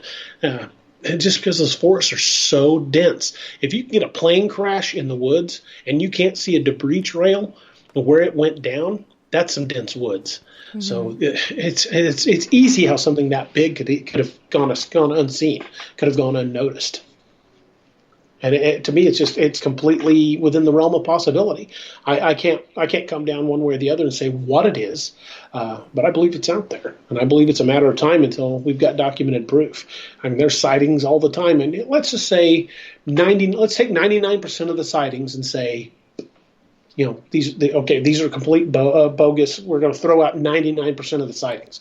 Well, if we kept 1% as legitimate sightings, there would still be hundreds and thousands of sightings. There's been tens of thousands of sightings of these things over the last hundreds of years.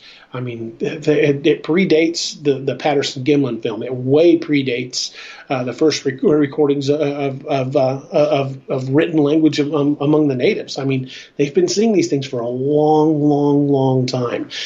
There's a town in Alaska called Port Chatham, and it's a ghost town now. At one time, it was a booming cannery. It was a boom town. I mean, there were people. It was a thriving community. Where they were fishing and hunting, and it was a decent sized town, and it is a ghost town now because throughout the 1930s and 40s, people would go out to the woods to go hunting, and they would find headless corpses, or they would find body parts washing up along the banks of the river. Something out there started taking. And these were not just people going out collecting mushrooms with a pocket knife. These were people that went out to hunt big animals. People that were well armed, were getting ambushed and killed. And as more and more of these people started disappearing, people started leaving the town. So and a lot of theory is that it was an aggressive strain of Bigfoot that basically wiped out the town of Port Chatham. Those that didn't die fled. And it takes a lot to make an entire town flee. And you look up the legends of Port Chatham, the stories behind Port Chatham. There's still people that lived there that have told accounts of creatures. They've done a number of Bigfoot expeditions up in that area, and each time they come away with something different. And it's not a place that I would want to stay lightly, and I certainly wouldn't do it unarmed. And where exactly is this located again? Port Chatham, Alaska. It's a ghost town now. It's on the Kenai Peninsula. It's about as deep in the thick underbrush as you can get. I mean, the only way to get to it's by boat. There are literally no roads to it. It is that rugged. Yeah, that's pretty insane, especially like you're saying, like different body parts washing up and such. Ooh. And it's amazing, too, to me as well, that these things are not only here in the United States, but they're all over the world, and there's different variations of them. You know, they talk about the abominable snowman, who's white. Well, actually, here in Colorado, Enrico, Colorado, we were doing a security gig up there, had some encounters with a Bigfoot. We never saw it, but we heard it throwing boulders down after we had been there for a period of time. It was kind of sick of us. Went up for a paranormal investigation a year or so after and talked to a mother and daughter who said not only had they seen a Bigfoot, but it was a white one. And they said it only took a few steps for it to clear this opening in the aspen trees where you could actually see for a moment. A few steps, which would have taken us like much more. But I believe that they did see this, and that, you know, there's albinos of every race or every creature, like snakes are even albino dogs, cats, mice. So there could be albino Bigfoot. Are they the same tribe that's grown differently because of different things that they've mixed with? Or, I mean, it's very interesting. Yeah. I mean, there's a lot of areas that have, you know, around the area that around the U.S. that have names like Devil Creek or Devil's Cauldron, and a lot of the early settlers referred to these things as like wood devils or wood boogers or, you know, wild men, and you see a lot of names on maps with names similar to that. There's a place down. You've heard of the legend of the Lost Dutchman mine down in the Superstition Mountains in Arizona. Well, there's the Lost Dutchman mine supposedly is a gold mine that was producing huge amounts of gold ore. That's somewhere up in the Superstition Mountains, and the guy died that owned the mine. And people have tried for decades to try to locate that mine, because it's supposedly worth millions in gold. But there's a valley down there that the Native Americans tell people to stay out of, because they said there are creatures there. You don't go in there. They're territorial. And the times that they've gone looking for people that went missing in that valley, they found the bodies headless. Something's ripping the heads off of grown adults. Coincidentally, there's a valley up in Canada. Same thing. Native Americans tell people don't go in that valley, and when they would go looking for people that were stupid enough to do it, they're finding the bodies without heads. To me, if we've had people go missing up in parts of the woods, when they find the body, there's no head, probably a pretty good indicator you don't want to go up there. Not anything less than a large party. Yeah. Just take the body and go. Yeah. Take that as your warning and be on your way. So it's interesting that they are marking these as like Devil's Creek or Devil's Valley. And there's a place that I do pass going down to Arizona that I think is Devil's Valley. It might be Devil's Creek. I'll have to check it out next time I go there and write it down. That's interesting to know. If you look at the map, there are literally places everywhere with names like that. Heck, there's a state park an hour and a half, 2 hours from here called Ha Ha Tonka State Park. And there's just a lot of legends in that area, a lot of sightings in that area, and there's a place there called the Devil's Kitchen, and it's in a cave, and it's a pretty creepy area, but it's also kind of a neat area because there's a lot of trails there. But a number of people I knew growing up had weird occurrences in that area. So when there was this mine up there, did they have any stories about attacks from these giant creatures? If you look at the Superstition Mountains themselves, that look up, the number of people that have gone missing in that area, it's a pretty impressive number. You want to look up some things that'll give you nightmares. Start looking up the Missing 411 series.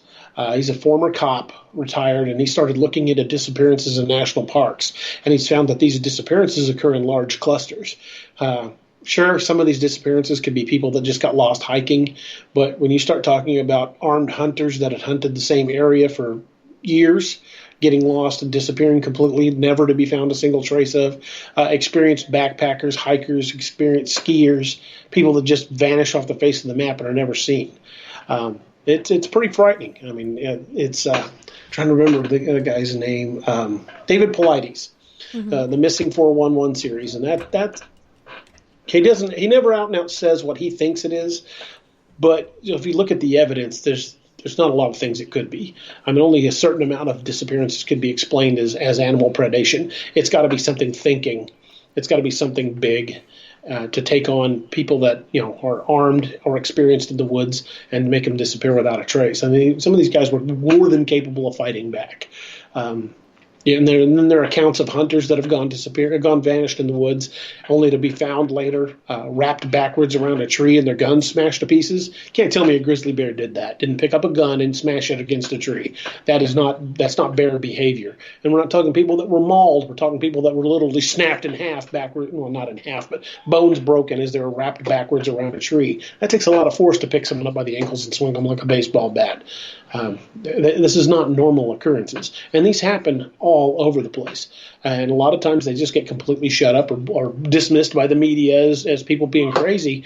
But one or two I'll buy. One or two, maybe somebody had a little too much to drink and that they thought they saw something. But when you're talking about thousands upon thousands of sightings by credible people, we're not just talking the guy that they always interview, from somewhere, and the type, the guy they interviewed from somewhere near West Memphis that saw, yes, I saw the UFO. It was hanging over the trailer park. It's not guys like that. We're talking doctors, lawyers, a few judges, people, that have a lot to lose by coming forward with these, that are coming forward years later after they retired and said, this is what I saw. I know people in law enforcement that have had sightings that won't talk about it because they don't want to be, you lose your credibility as a cop. You're never going to be able to testify on the witness stand. And I'm not going on the record saying that anything like this has ever happened to me personally. I just love the accounts. And I love going out in the woods and looking for things like this. Well, whether or not I ever find anything, God knows. But I do believe it's out there. Yeah. I believe anything's possible, and for these things to exist. I mean, especially with all the stories that are out there, even predating, us, Native American stories. I heard recently from somebody that the female Bigfoot is actually quite jealous of human females. And so a lot of times that's why they will snatch their kids. I thought it was just like a motherly thing, and they take the kids and, love them and take care of them, but supposedly they'll snatch these kids and then kill them. I'm not sure exactly. Well, look at the behavior of primates, chimps in particular, neighboring other tribes, or even sometimes rival females. They would kill and eat the offspring of others. I mean, chimp behavior is documented. This is not something that we've heard about through Aboriginal tribes and tribes out in the Congo saying, oh, this happened, and we go, no. It's been documented by researchers. Jane Goodall described behavior. I mean, she even said she locked up her own child at night because she was afraid that the chimps would carry him off. I mean, this is noted behavior. It's happened. It's been observed in primate species. So it's not unfathomable that it could happen with Bigfoot. Yeah, have this happy romantic version, that they're taking him and loving him, and in reality they're like, well, that was a delicious baby. That was tasty. Tasty. Now it's in my belly. It's pretty interesting. And it being that they are somewhat human and somewhat ape, I mean, man, makes you wonder. Well, when you look at the dogman accounts, there's one thing that appears almost universally. There's so many accounts that they talk about when they and accounts when they people have encountered Bigfoot, some people are inspired terror. Some people think that it was just this gentle giant of the woods, but they describe the encounter as being memorable. But the one thing that I almost universally find in dogman encounters is they all say that looking into these creatures' eyes was like looking into pure evil. That these things are just nothing but malice. The dogmen, if the dogmen are out there, they're the apex predator. They are the top predator. How to take one down, I don't know unless you're using huge firepower. But if you go mano a mano with a creature that's every bit as tall or in the same ballpark as a Bigfoot, and it's canid, that's a predator. It's a prey creature, and it will take people out. I mean, there are documented cases like the Beast of LBL, another one called the Siege of Lockett Ranch, which supposedly happened back in the 1940s, where people were attacked. And it happens. I mean, these creatures are out there, and most places dismiss it as just pure hokum or Native American tales, or people were drunk or stupid or high, any combination of the above. But there are a lot of accounts that come from credible sources. You can't just dismiss that outright. There's more out there than we realize. And if these dogmen are out there, how they've gone undiscovered is because they're smart. They stay away from large numbers of people. If there's 10 of you walking through the woods, they're probably going to leave you alone. But you're walking through the deep woods alone, you might just wind up on the dinner table. Yeah, it's pretty scary to think about. I actually, read a bunch of different paranormal things. I don't know how many paranormal sites that I check out on Facebook, but I've heard recently from several different accounts people seeing these dog-like creatures, somewhat like Anubis, somewhat like wolf-like, but wearing armor and carrying spears and being in numbers. Have you heard anything like this? I've heard accounts where people had seen them wearing types of armor and using weapons. Again, that falls back on the intelligence. If they realize that bullets can kill them, they might start wearing something, even if it's made of tree bark, that'd slow a bullet down or stop it. I mean, I wouldn't rule it out. There are accounts where people have seen them with spears. But they got natural weapons like claws and teeth. They may not necessarily need them, but I wouldn't say that they couldn't. I mean, they have opposable thumbs. They have hands, which means if they've got any intelligence at all, they know how to make weapons. It's not a dumb animal by any case of the word. Any point of the picture here. These are not dumb animals. They're very intelligent, and they're more than capable of taking down intelligent prey. Someone had mentioned in here that where you're at is near the 37th parallel. Do you think that would have anything to do with these mutilations or different sightings? It's possible. I mean, we can't rule. I wouldn't rule anything out. I just think that because of the topography of the Ozarks, the number of caves, there are just humongous numbers of caves throughout the Ozarks, deep forests, valleys. There's just so much places where something like this could hide. You could go unnoticed forever if it's smart. I mean, there's plenty of places to hide and plenty of prey.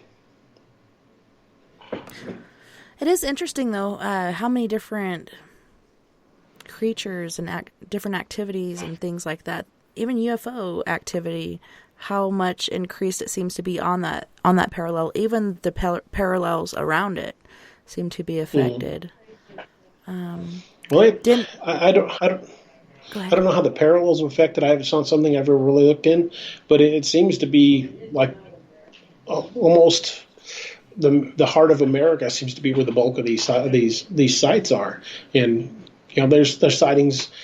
If you go due east of us, you're going to run into West Virginia and South Carolina, and if you look up sightings from there's a lot of them. There are a lot down in Florida, but I think it's just me personally. I think it's because there's so much to eat. There's so much foliage and things to support them. You don't get as many accounts in places like deep deserts. There's no place to hide and there's not a lot to eat. I personally, I just think it's you're going to see a lot more sightings in areas where there's abundance of places to hide and things to eat, like the big thicket areas of Texas. There's a lot of sightings down there. Jason was saying, I found a manticore on one of the old Antarctica maps. Do you know what a manticore is?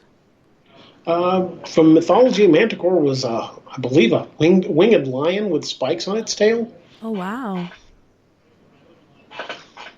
I'd have to look that up. It's been a while since I've looked on something like that, but I think a manticore was a winged lion, if I recall correctly. I could be wrong.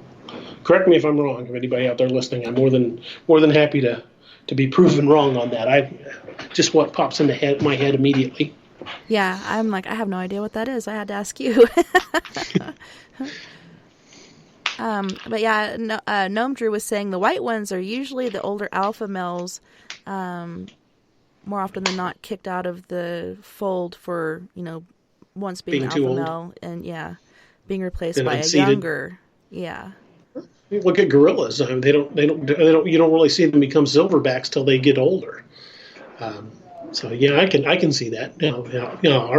Heck, all the gray in my beard, I can easily see a Bigfoot getting gray hair.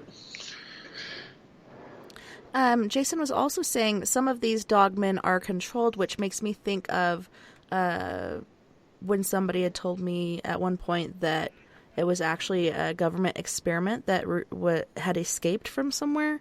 So perhaps that's what he's talking about. These dogmen I don't think controlled. They were. I think possibly the government may have captured some and figured out ways to control them. Maybe the use of control collars or training. I maybe captured them when they were small. But the dogman sightings go back way too far for them to have been a government experiment. I mean, they couldn't have been doing genetic experiments back in the 1800s. Some of these sightings go back pretty far, and there's a weird thing I've noticed in some of the sightings. People would say they have described their encounters seeing something either in the edge of the woods or at the side of the road. A lot of time eating roadkill, and when they first see it, they would think it was just a large wolf. Because it would be down on all fours and be, eating whatever or moving. A lot of the descriptions of you just talking about seeing them, moving around on all fours. But a number of the accounts I read talked about hearing a strange popping sound, and then they stood up.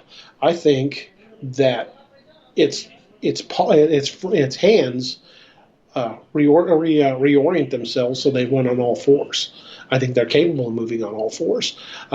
And some of the accounts, when they talk about the hands, they don't describe them as being like a human hand. They talk about them being, the digits being different, like a raccoon's hand. And that's kind of fascinating to me. I think one of the reasons why we can't find anything like this in the fossil records is because they're capable of returning that hand to a paw structure. That's just my personal theory. I mean, that's not substantiated by anything than just by me reading accounts and looking at the morphology and talking about the way they saw these things move. Because more often than not, they describe seeing a really large wolf running on all fours, and a number of accounts have described that same popping sound before they stood up. So I personally think that the hands are capable of returning to a paw structure. Maybe they can dislocate the joints or... Yeah, it's very intriguing and unsettling. But Punker Anthony over on Periscope is like, what? He said, study anthropology. You can't sustain and breed. Where's the evidence and why even speculate? That's always the defense that people throw out. Where's the evidence? The sightings are evidence, whether they want to admit it or not. A number of places have gotten, not necessarily good quality photographs, but people have gotten tons and tons of foot castings. Some of dogmen, some of Bigfoot. And Dr. Jeff Meldrum of, I believe he's from Idaho, one of the universities in Idaho. He's a anthropologist. He said that these casts couldn't have been faked because there's morphology within the track that doesn't exist in a human foot. It's something called a mid-tarsal break, which means their foot flexes differently than ours do. That's not something that some guy that whittled a pair of big honking footprints out of a wood cast would know. They're also finding dermal ridges, fingerprints. They're distinct ridges on some of these casts that are in thick mud. You can't fake that. I mean, whether you want to believe it or not, there's proof out there. You can say, okay, well, where's the sightings? Okay, well, there's thousands of sightings. Okay, well, where's the physical evidence? Okay, well, we've got footprints, we've got hair, we've got DNA samples. Okay, where's the body? Well, we don't have one. Oh, see, they're fake.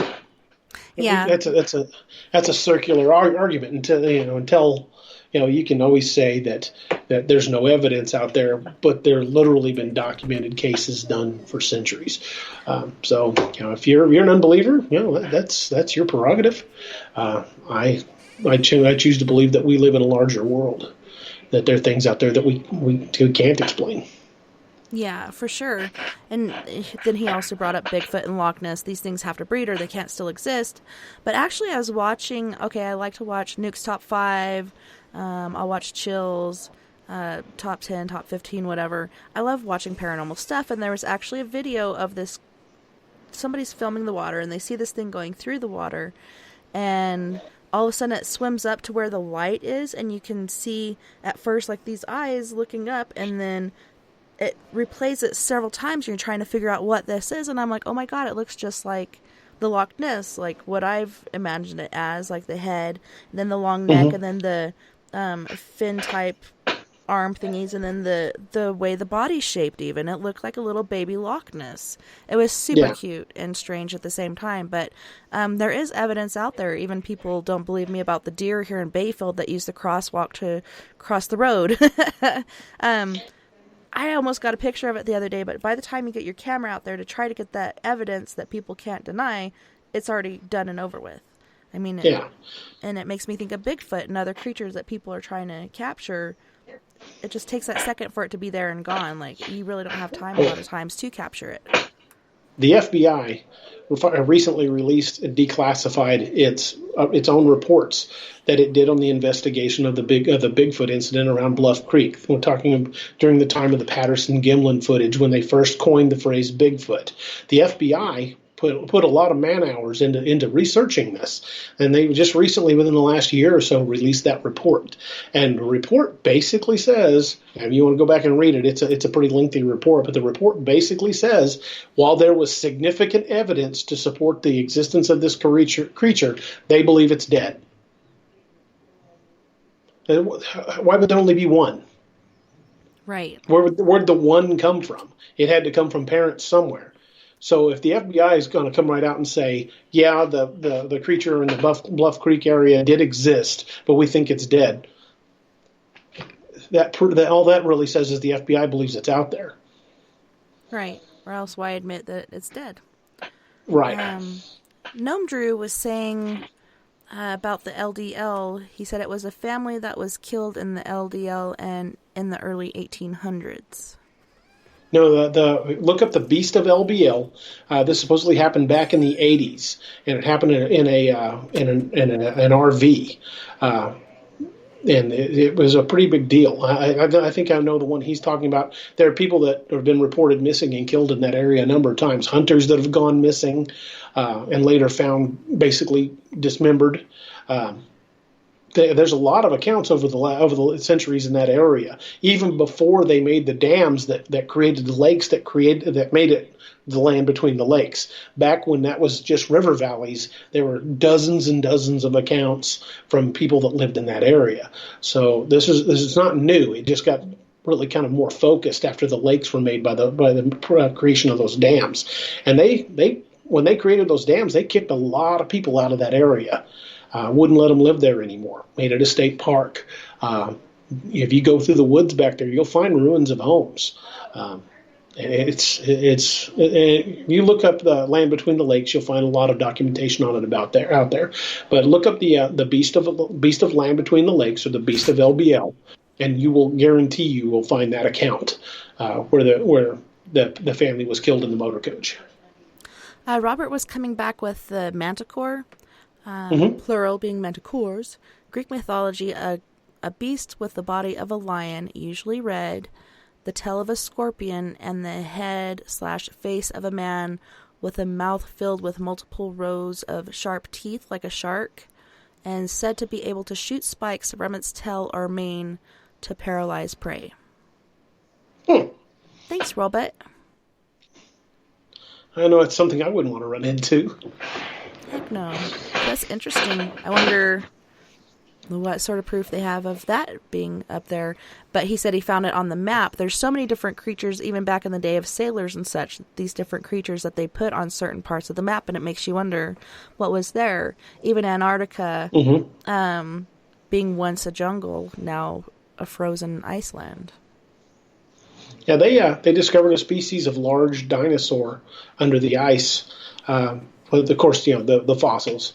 But it's called Cryolophosaurus. They named it Cryo because of the ice in Antarctica. But it was a big predator. It was, almost the size of a T-Rex, a big meat eater. So they're discovering stuff down there all the time. It's only a matter of time till they learn more. But it's when you've got a place that's covered with that much ice, it's almost impossible to do anything without drilling or digging. And if you look up the Pie-Rice map, it was a map that belonged to I believe it was a Egyptian general that showed Antarctica without ice on it. Showed what the map of the full map of the coastline of Antarctica without ice on it. And the U.S. Navy did high energy acoustic sounding of Antarctica and said that the map's not correct. That there's some areas of the map where it's wrong. When they went back and rechecked, they found out the map was right and their sounding had been wrong. So the Pie-Rice map exists. That's something they found. An Egyptologist found that shows Antarctica without ice. Mm-hmm. So that's there's that you can't solve the mystery of that. You could say maybe it was just blind luck, but he had to get that information from somewhere. For sure. Dave is asking, have you heard anything about the Russian ski group thought to be killed by an unknown humanoid? Oh, I believe it's the Dalatov Pass. A friend of mine actually wrote a book about that. I don't know if they'll ever really know what happened to the Dalatov Pass crew, but the Russians buried the evidence for a long time, and they recently reopened the case. There's some theories where they think they were killed by a creature, and then there are others that think maybe the elements got them or a freak snowstorm. This was an experienced team of hikers, people that have hiked this type of territory many, many times. They knew what they were doing. So we may never know what actually happened. I tend to lean toward something out of the ordinary.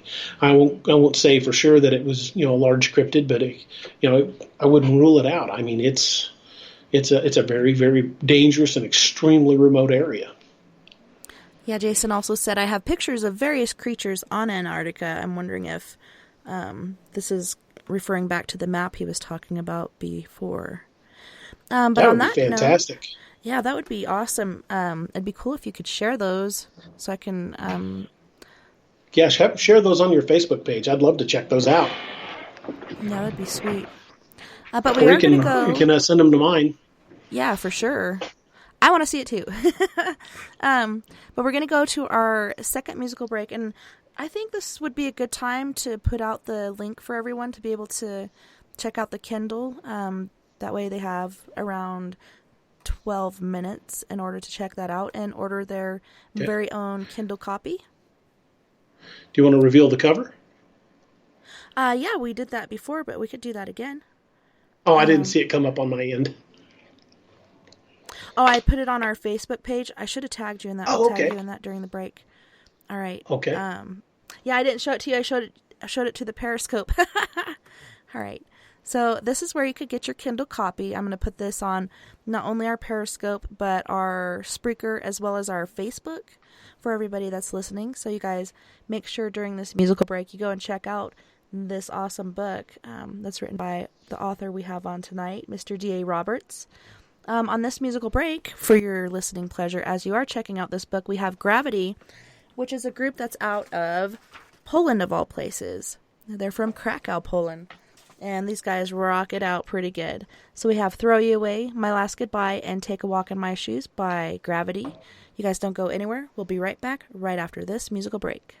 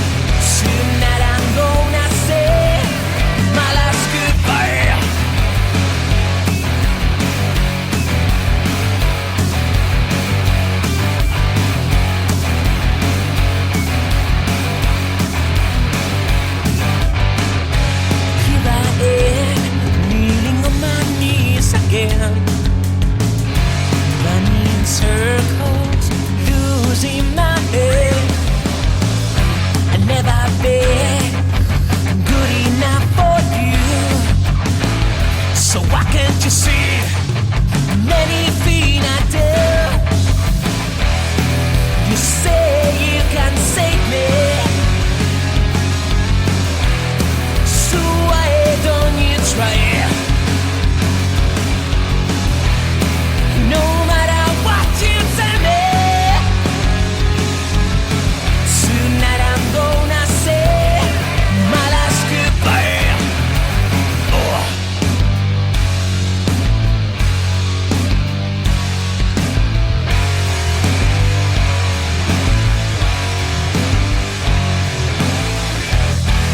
You say you can't save me, so why don't you try?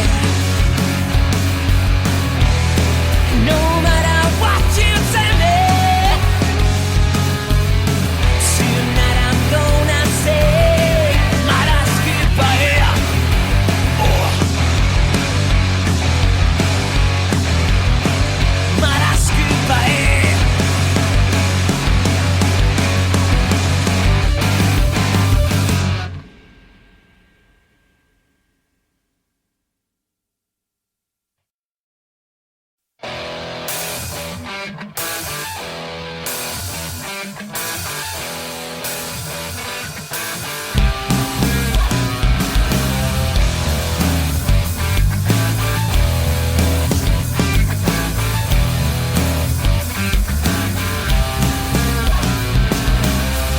So I walk down the street, thinking all the things you said you need.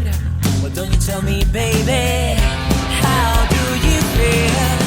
So I walk down the street, thinking all the things you said you need. Why don't you tell me, baby, how do you feel? Don't you take a walk? Why don't you take a walk? In my shoes, why don't you take a walk? Before you tell me what to do, don't you take a walk? Don't you take a walk? In my shoes, why don't you take a walk? Before you tell me what to do. No, it's easy, you tell me what to do. Have you ever stopped to think all the things that I've been through? No, it's easy, you tell me what to do. Have you ever stopped to think all the things that I've been through? Don't you take a walk? Don't you take a walk? In my shoes, don't you, baby, take a walk? Before you tell me what to do. Don't you take a walk? Don't you take a walk? In my shoes, don't you, baby, take a walk? Before you tell me what to do.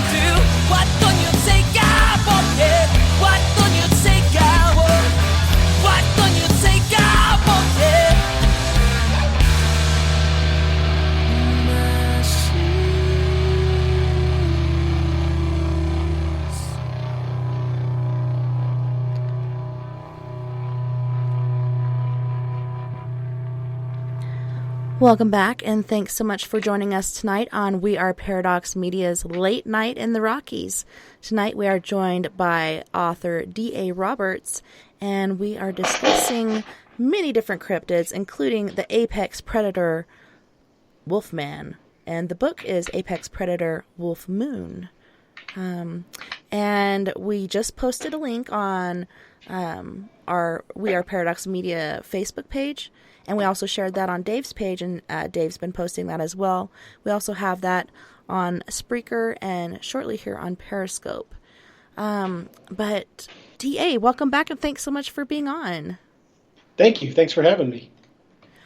So these are, if you look on my page, and I'll just send these to you really quick so you don't have to mess with all that, D.A., but Okay.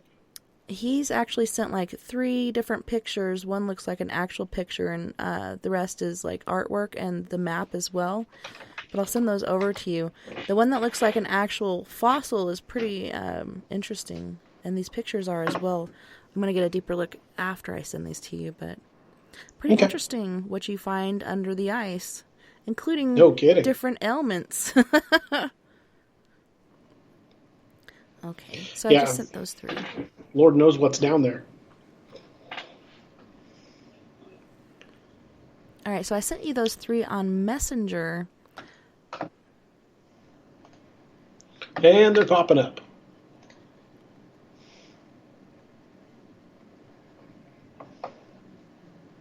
Pretty interesting.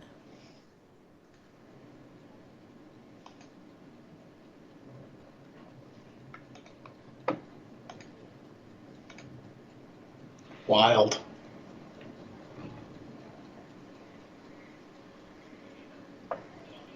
That's insane. I'm definitely going to have to Google that and do some reading tonight. Some more of those creative juices flowing. Absolutely. Might be more books involved. For sure.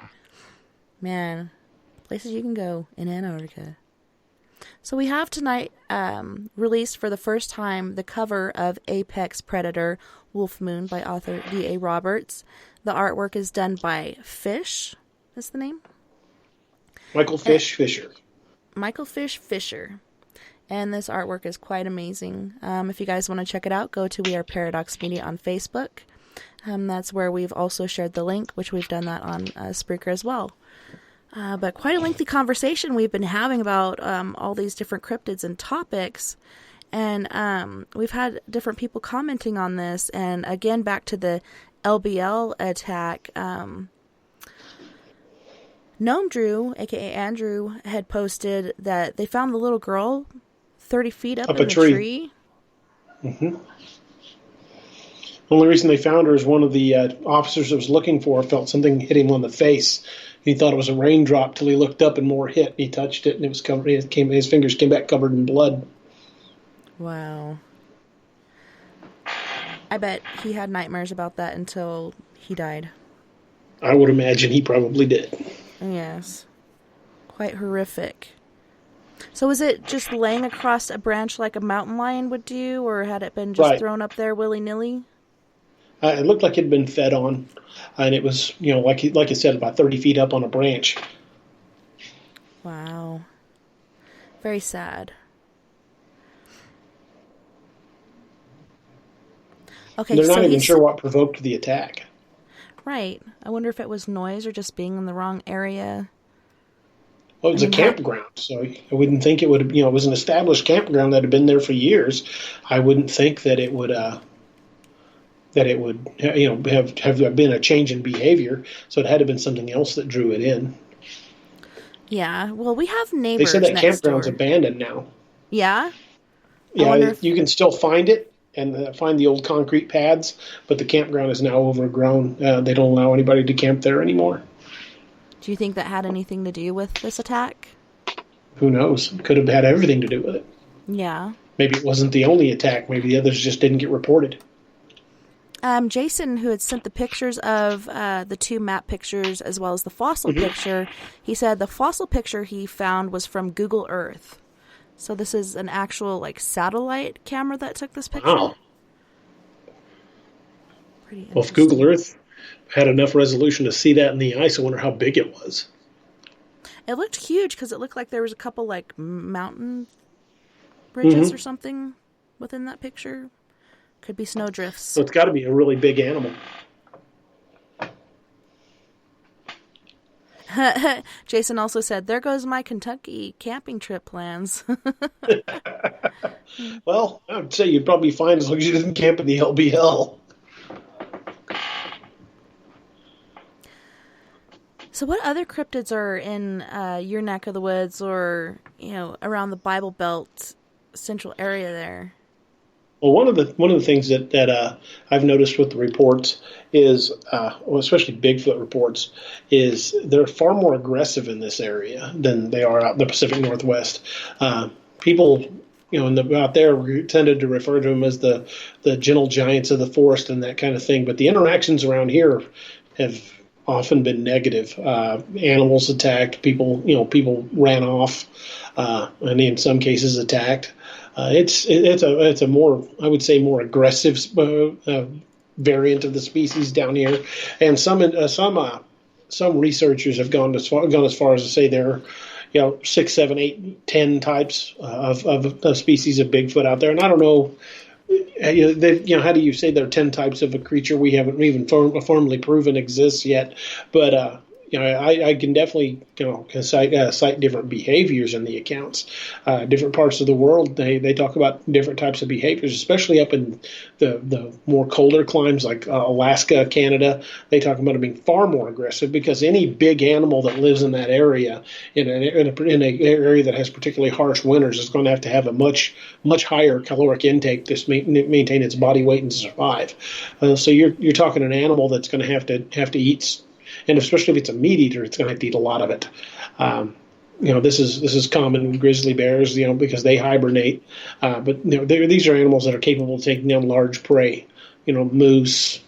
But we don't get grizzlies down here. But we still sometimes see large animal kills. Grizzlies haven't been this far south in generations. We've been getting an increasing number of black bears around here. I've seen a couple myself. The town where I work as an officer has had a number of sightings. It's a fairly rural community, but black bears are not that uncommon around here. You run into them fairly regularly, especially if you go camping. Black bears aren't aggressive unless you're messing with their cubs. They will generally leave people alone. They're not generally anywhere near as big as a grizzly. I mean, a couple 100 pounds. It's a good sized black bear. But again, they're more plants and berries. They'll eat meat. They'll eat small animals, especially if they find a kill. But they're generally not that aggressive. They can be. Like I said, you get between one and its cubs, or you chase one, or as the expression goes, poke the bear. You can certainly make any animal aggressive. But for the most part, if you yell at a black bear, it'll just run off. So I couldn't possibly see how black bears could be responsible for some of the attacks around here. There's just. It's a rich area for all types of sightings. I mean, Bigfoot sightings, dogman sightings. I've heard of what people refer to, like you called them goblins. I've heard people refer to them as the little people. Native Americans refer to them as the little people. I've seen little people, and I've seen these goblins. They're totally different. Really? Some people will describe them as types of tricksters. They're mischievous. There's lots of different lore from different parts of the country. Skinwalker lore. I tend to spend my most of my time reading about animals that give me a chill. Like when they start talking about some stuff like chupacabra and stuff like that'll pique my interest. But anything small or that's just known to be cited and not been anything other than problematic, I generally don't read about them as much. So most of my knowledge comes with larger cryptids, animals that have been claimed to attack humans and farm animals or cause disappearances. So most of my experience and knowledge comes from that type of cryptid. Nomdre also mentioned the mother and the camper put up one hell of a fight with the creature, pretty much to the point that it tore the skin on the fingers down to the bone. She ripped her nails completely out. But I was thinking, it totally reminds me of my neighbors, and believe it or not, the last name is Heathen. So I like to refer to them as the Heathens quite a bit because I think it's funny. But their kid, I swear to God, this kid screams all the time. And I'll even go out there and tell him, hey, and even my oldest daughter, not my oldest, but my 16-year-old, she's like, hey, don't scream like that unless something's wrong, because we'll run out there thinking one of the kids is dying and he's just playing. But perhaps this little girl played like that and just had like a screaming tendency, and maybe that's what made it go off. I mean, it could be some simple thing like that, or perhaps even a smell. Did they have any dog or anything like that? I never mentioned a pet. But I've heard somebody theorize that perhaps it was, a sense that drew it in because it was fairly early in the camping season, probably earlier than most people would normally be there. So maybe the creature was still active in that area and got out of the area when I knew there'd be a lot of people around. But the account doesn't give a lot of detail about scents, and it doesn't really go into much speculation on what drew it in. But it said that it was first spotted by a car, by people passing in a car. They saw the father had been pretty well dismembered, and they called it. They drove out and called the local police. And when the police came in, they cordoned the area off after they saw the account. And then later the military got involved. So, who knows? I mean, did they go after the creature and kill it? Maybe. Did they cordon the area off just to keep people out of there? I don't know. I would love to know more. In fact, here last year, my wife and I, for our 25th anniversary, we went to Myrtle Beach, South Carolina. Nice. For our anniversary. When we drove back, I wanted to stop at LBL. I wanted to stop and go explore, but it was like 3 o'clock in the morning when we went through that area. And by that point, I just wanted to go home and go to bed because we were still, several hours from home. But I remember driving through that area, just driving through with my high beams on, no other cars on the highway late at night. That whole area was just creepy. And maybe I was creeped out because I knew the stories that had happened there. Maybe not, but I was certainly on high alert. But I was watching both sides of the roads, kind of just honestly kind of hoping I would see something. But that area just got a really creepy feel at night. Yeah, you just have that feeling like at any moment it's going to come out, and it never does. Yeah, like you're in an area you probably shouldn't be. It was a very, very lonely stretch of road, woods on both sides of the road, and very few cars at that time of the morning. So I was a little creeped, and everybody in the van was asleep. So yeah, and like you said, it was 3 o'clock in the morning, even creepier. Yeah. But I really did want to stop and go check it out. But being that late, I'm sure the park was closed, and they probably wouldn't like me poking around with a flashlight, and I just I would have gotten myself arrested. Right? Yeah, I wanted to go find that campsite, and I will eventually. I'll get back to that area. I want to shoot some video up there. It's on the There are a bucket lot of list. sightings in that area. Oh, absolutely. Of the Hopefully dogman, not or that just all distant kinds future. of things. Oh, all kinds of things. I want to be able to go and walk some of these places where sightings have occurred. I want to go. And if I can get an encounter of my own, that's great.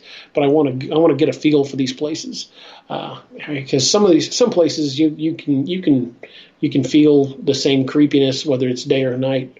And then some places you get there and you're like, there's nothing spooky about this place. But I want to go and get a firsthand feeling for the areas, and if I can find something, get it on film, then so much the better. Mm-hmm.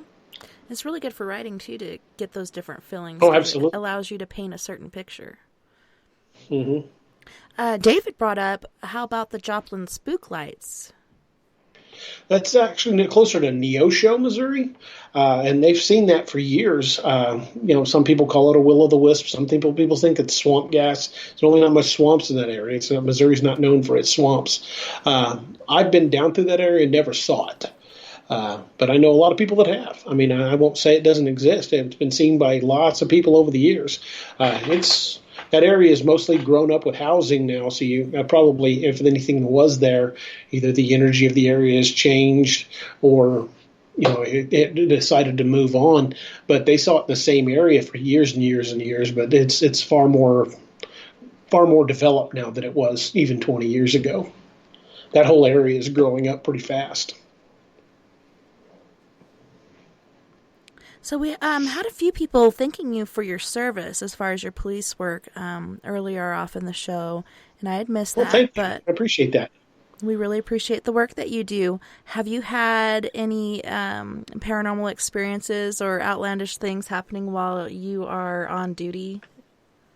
I was patrolling late one night, and I kept hearing something because I drive when I'm patrolling. I drive my windows down. You can drive right by somebody breaking into a house and not hear a thing if you get your windows up and your radio on. So I don't listen to music. I just listen for my radio, and I like to drive with my windows down so I can hear things. So I was driving along really slowly right on the edge of town, and I kept hearing something in the bushes. So I stopped and just put the car in park and listened, and I kept hearing it. So I flipped it, and I've got a really bright spotlight on my car. I flipped the light on and start panning the trees, and I see probably 8, 9 sets of eyes, glowing green eyes staring back. I mean, I'm like, what the heck is that? So I get out of the car. I want to know. I mean, I'm not going to, I'm not going to put it in reverse and get the heck out of there. I want to know what it is. So as I get closer with my flashlight, it was a bunch of raccoons, but it scared the crap out of me at the time. Holy shnikes. Well, that was very brave of you. I don't know if we get paid to go toward the creepy stuff. Right? What is that? I don't spook easily, so I'm usually the guy that wants to go find out what that was. I mean, even if I was out in the woods camping and I heard a loud noise, I'm more likely to grab a flashlight and a pistol and go find out what the heck it was than zip the tent up and pull the sleeping bag up. I want to know. I want to be the first one to go find out.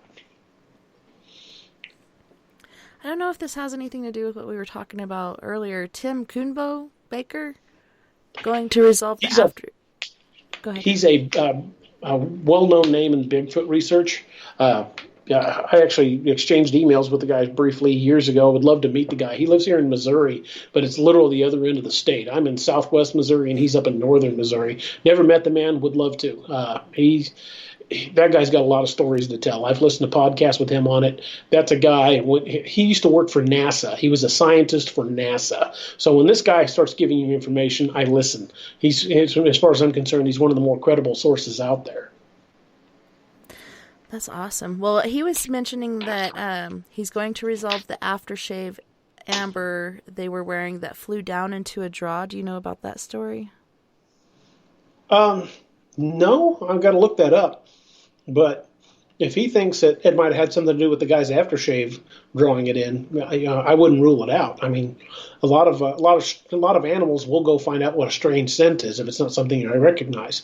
I've seen that behavior with deer. I've seen that behavior with coyotes. You put something that they don't know what it is in an area, they're going to come check it out. It makes them curious. New sights, new sounds, new smells will draw animals in. So that makes sense. I mean, it certainly would be within the realm of possibility. Yeah, it's interesting the different things that do work. Let's see. I'm trying to think of what else there is. As far as Native American lore and such, in the tribes around your area, have you ever heard of like medicine men or seventh son of a seventh son or anything like that? Like any stories that perhaps your granny or your mom might have told? I've heard all kinds of tales about like the Neosho spook light, the Joplin spook light, whichever you want to call it. I've heard all kinds of stories about that, and some of them date back to Native American times, some of them more modern times. But if you dig deep enough in the Ozarks, you'll find stories about anything. There's a lot of Native Americans here in this area.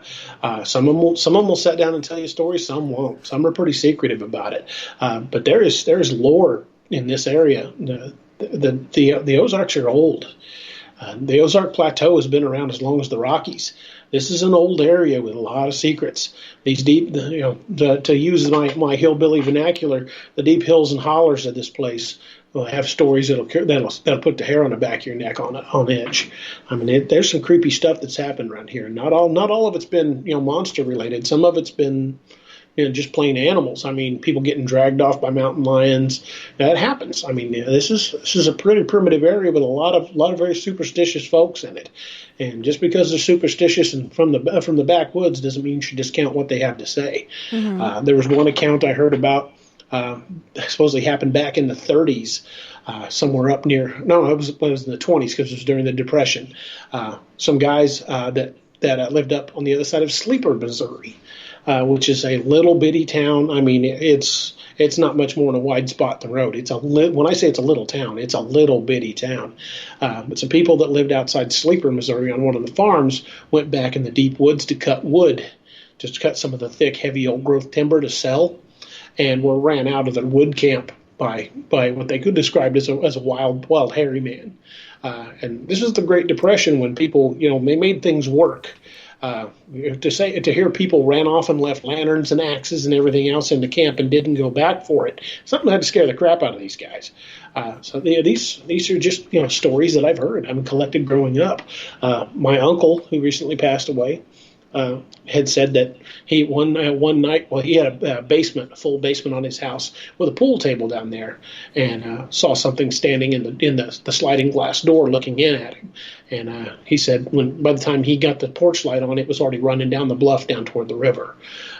So he was one of those people that if he said something happened, I didn't have a doubt in my mind, as he wasn't the kind of guy to spin yarns or spend a whole lot of time talking about nonsense. He was a pretty straightforward, down-to-earth business kind of guy.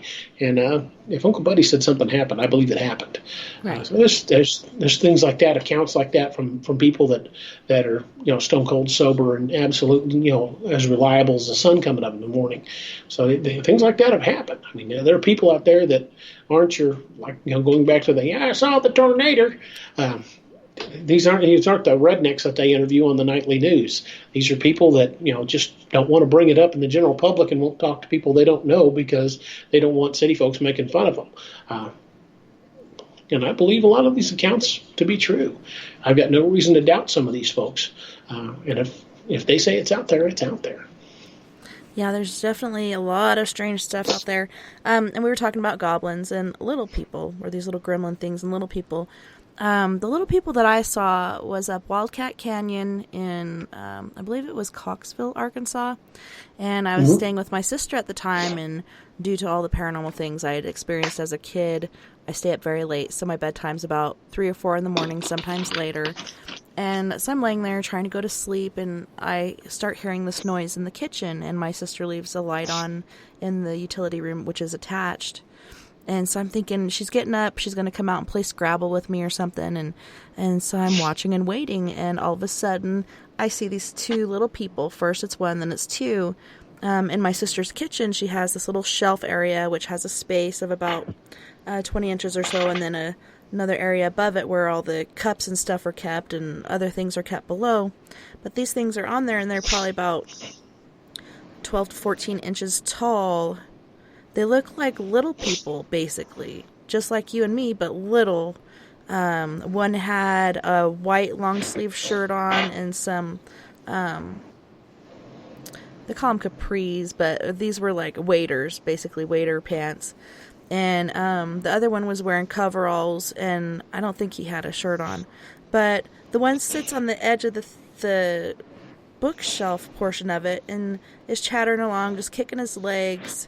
And the other one comes up behind him and pushes him, and he flips around really quick and grabs the edge and pulls himself back up, and they're fighting, and I'm just like, no way is this happening right now. Like, I'm tripping out. The CO2's got to be high or something in here. So I go to sit up to go get a closer look, and as I sit up, I lose the view of them because the wall and the door jamb gets in the way. And then I go in there, and they're gone. But different particular things would happen there as far as things disappearing, socks, cigarettes, lighters, keys, whatever. Little items. So we started calling them the takers, and then we learned to ask, can you please bring that back? Like, I really need that. And right where you looked the very first time is where it would be. So it was pretty interesting. So to me, those are little people because they look just like little people. And the other ones are like gremlins, goblins. I don't know what you want to call them, but very interesting for sure. Mind-blowing. Well, I wouldn't rule it out. I mean, like we said, on many occasions here tonight, that there's plenty of things out there we don't know. I would never say something like that can't exist, because every time we say something can't exist, we find proof it did. They said that the megalodon was extinct, but there are a number of sightings. In fact, most of the fossil records, when you find fossilized shark's teeth, they're usually blackened from the fossilization. And they found one off the coast of Australia when they were on a dredging operation. It was still white, which means it hadn't been out very long. And this is a tooth, 8-9 inches long. Yeah. That's just not from your normal great white. So, if a prehistoric shark that supposedly went extinct millions of years ago might still be out there, God knows what else is. And we know less about the bottom of our ocean than we do about the surface of the moon. We've explored, a small fraction of the ocean, maybe less than 10%. And we only barely explored the Marianas Trench, and that's the deepest point on the ocean. I mean, there's only limited technology that'll even get you there, and it'll get you there for brief periods of time. It's not like they can camp out down there and see what's down there. They go down there for a few minutes, and they've got to head back up. That kind of pressure, it takes a long time to decompress to get people back up. So we know very little about it. Until we can have submersibles that can get that deep and stay there for extended periods of time to study. We're never going to see what's down there. It wasn't all that long ago they believed the giant squid didn't exist until they got one on camera and started finding body parts washed up on shore. These are huge discoveries. Yeah, these are huge discoveries. And you start thinking about things they call if you know about the cryptid called the Luska. They believe is responsible for people going missing in what are called blue holes, extremely deep water pools. And they say that a lot of these blue holes are probably connected by a network of passages below the ground because we don't know how deep these holes go. And they think some of the passages may only be inches wide. Well, there's really only one creature that we know about that is capable of squeezing through something the size of a quarter, and that's an octopus. So maybe the Luska that has been making people disappear for the longest period of time in these blue holes is a species of octopus we haven't encountered before. There's explanations for things, but we may not always know what they are. I think eventually we'll be able to explain some of this stuff, more of this stuff, especially as technology is evolving and growing.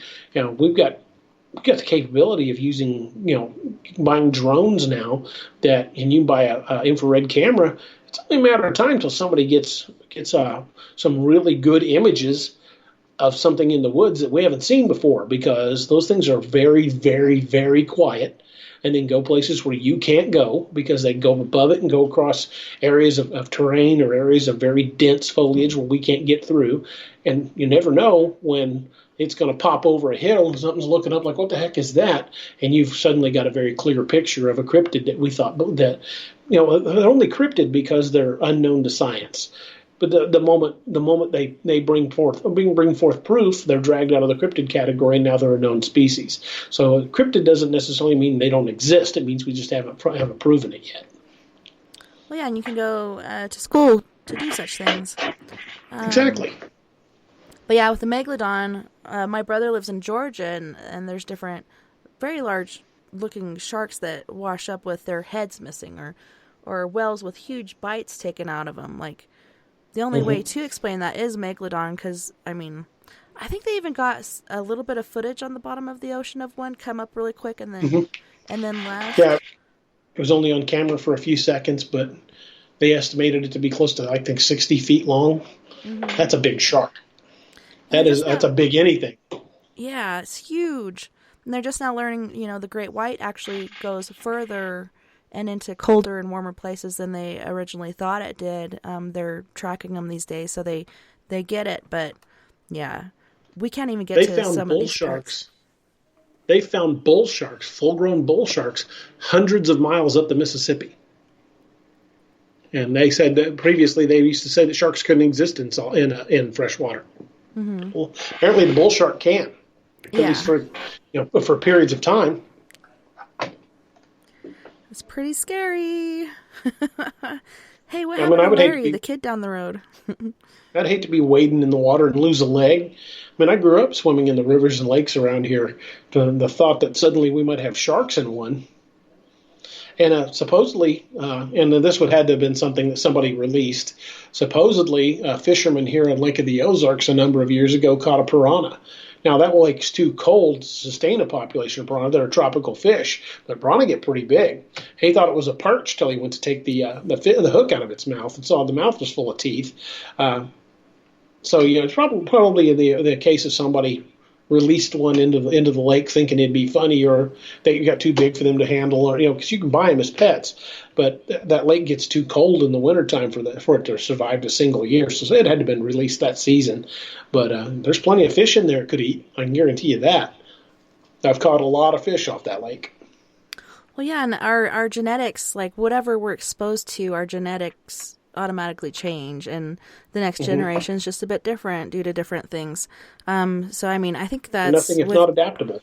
Yeah, with everything that's created, what used to be only salt water could perhaps now be fresh water too. It's really a scary thought. I mean, rivers and kids scare me anyways, but...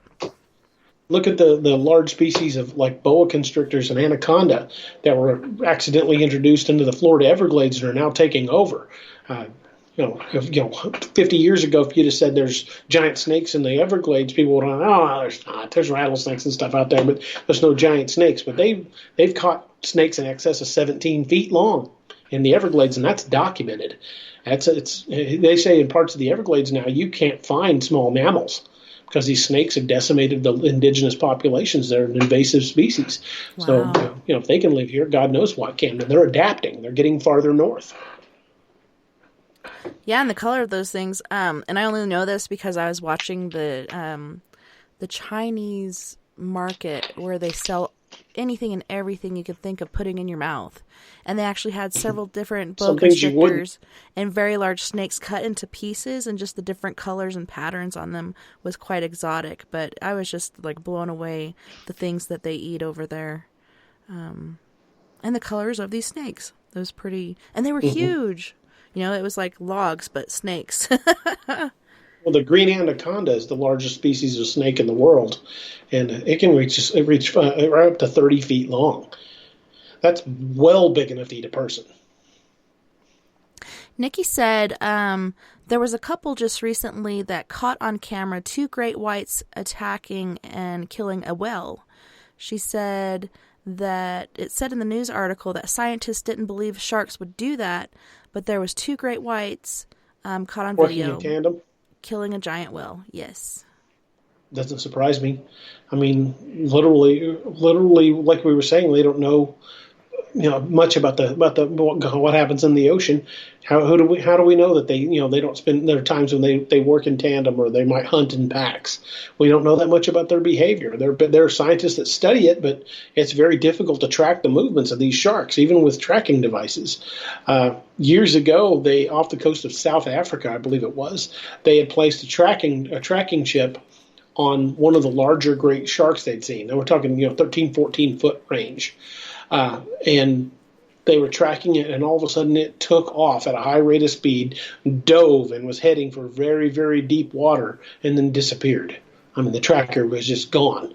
So they believe a predator big enough to eat a 13-foot great white shark took this shark out. Wow. That's what they think happened. So that's a big predator that can take a shark out that big. And you said it was a 13-foot? Yeah, it was a big great white. Wow. It was one of the bigger ones they'd managed to put a tracker on. It was probably the 13, 14 foot range. I can't remember the exact size, but it was a big great white, big female. That is insane. And usually the females are larger than the males for some reason. But yeah, just like the shark hunting from below, so as would the megalodon, I would think. Wow. I could just picture it swimming right into its mouth. Yeah. Poop. There you go. It's gone. It wasn't all that long ago. I saw an article about a guy. I believe this was off Cape Hatteras. He was fishing for sharks, and he caught one and was reeling it in, and turned out to be a good-sized great white. And when he felt the line suddenly go taut, like it was trying to get away, and then it went slack. And when he hauled it in, he had like the front 3 feet of its head, and head was probably good 1.5 2 feet wide. Holy so this was not a small shark. This was not a small shark, and something bit the body off in one bite. Yeah, I think that's probably the article I saw, because like the guy had the shark head, but the rest of it was gone. Mm-hmm. It takes a big animal to do that. And it had probably, considering I don't even think an orca would have done that. Orca would have taken chunks out, and they feed in pods, so there'd be numerous chunks out of it. But this is, from the look of that, it looked like something came up behind it in one bite and took it off just behind the head. Yeah, and orcas tend to like to play with their food as well. Mm-hmm. Wow. Yeah, so many unexplainable things out there, and it's amazing, like, how intelligent they are. You know, when I do think of sharks, I do think of the dogs of the sea, or like a wolf pack or whatnot. Very interesting. And just thinking about all the different things that are out there. So as far as the paranormal, have you ever seen in Missouri a UFO sighting, or have there been UFO sightings or alien encounters out there? There's sightings in this area of things like that. I've never personally seen anything that I could attribute to being, well, if by the strictest definition of UFO being unidentified flying object, I've seen lights at night I couldn't identify. My wife said when she was a young girl, they were coming back from her family's house in Bolivar, Missouri, and a light followed their vehicle from Bolivar to just about the city limits of Springfield, then peeled off and took off. And they never identified what it was, but she said it's something that always stuck with her. So, yeah, I believe they're out there. I mean, as big as the universe is and as many planets are out there, we'd be incredibly, incredibly arrogant to think we're the only life in the universe, the only intelligent life. It's out there. We just, I would think that if alien life forms had the technology and the advanced civilization to build faster than light, or the ability to fold space to travel quickly, if they had the advanced travel capability to travel great vast distances across the galaxy, that they would probably avoid us like the plague. I mean, Earth's got to be the Arkansas of the universe. Right? I can't imagine they'd want to make contact with us, as we're still killing each other off like it's the national pastime. I can't imagine they would think we would do any less with them. Well, yeah, and then there was that sighting near Hollywood where, it's like, shoot first and ask questions later. They got all the lights pinned on there. They got all these weapons firing at. And I always remembered it as one, but then recently I heard that it was more than one UFO craft at that point. But you see pictures of it in the paper and everything, and then all of a sudden it too, as well as, is swept under the rug. But yeah, well, look how quickly the story about the Phoenix lights disappeared, and those were seen by thousands and thousands of people on more than one occasion. It's weird how anytime you've got something like that that's seen by so many people and even photographed and filmed, the story just disappears.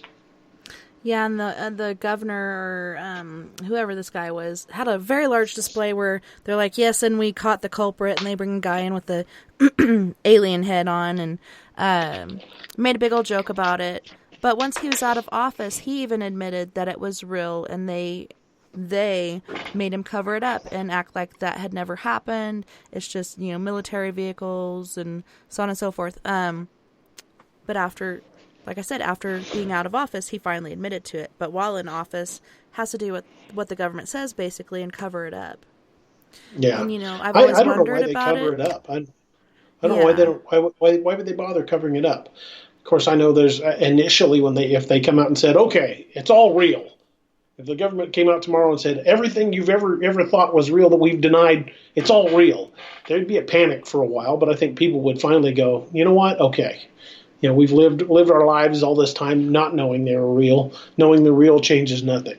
I think we're resilient enough that we can handle it. It might take us a while.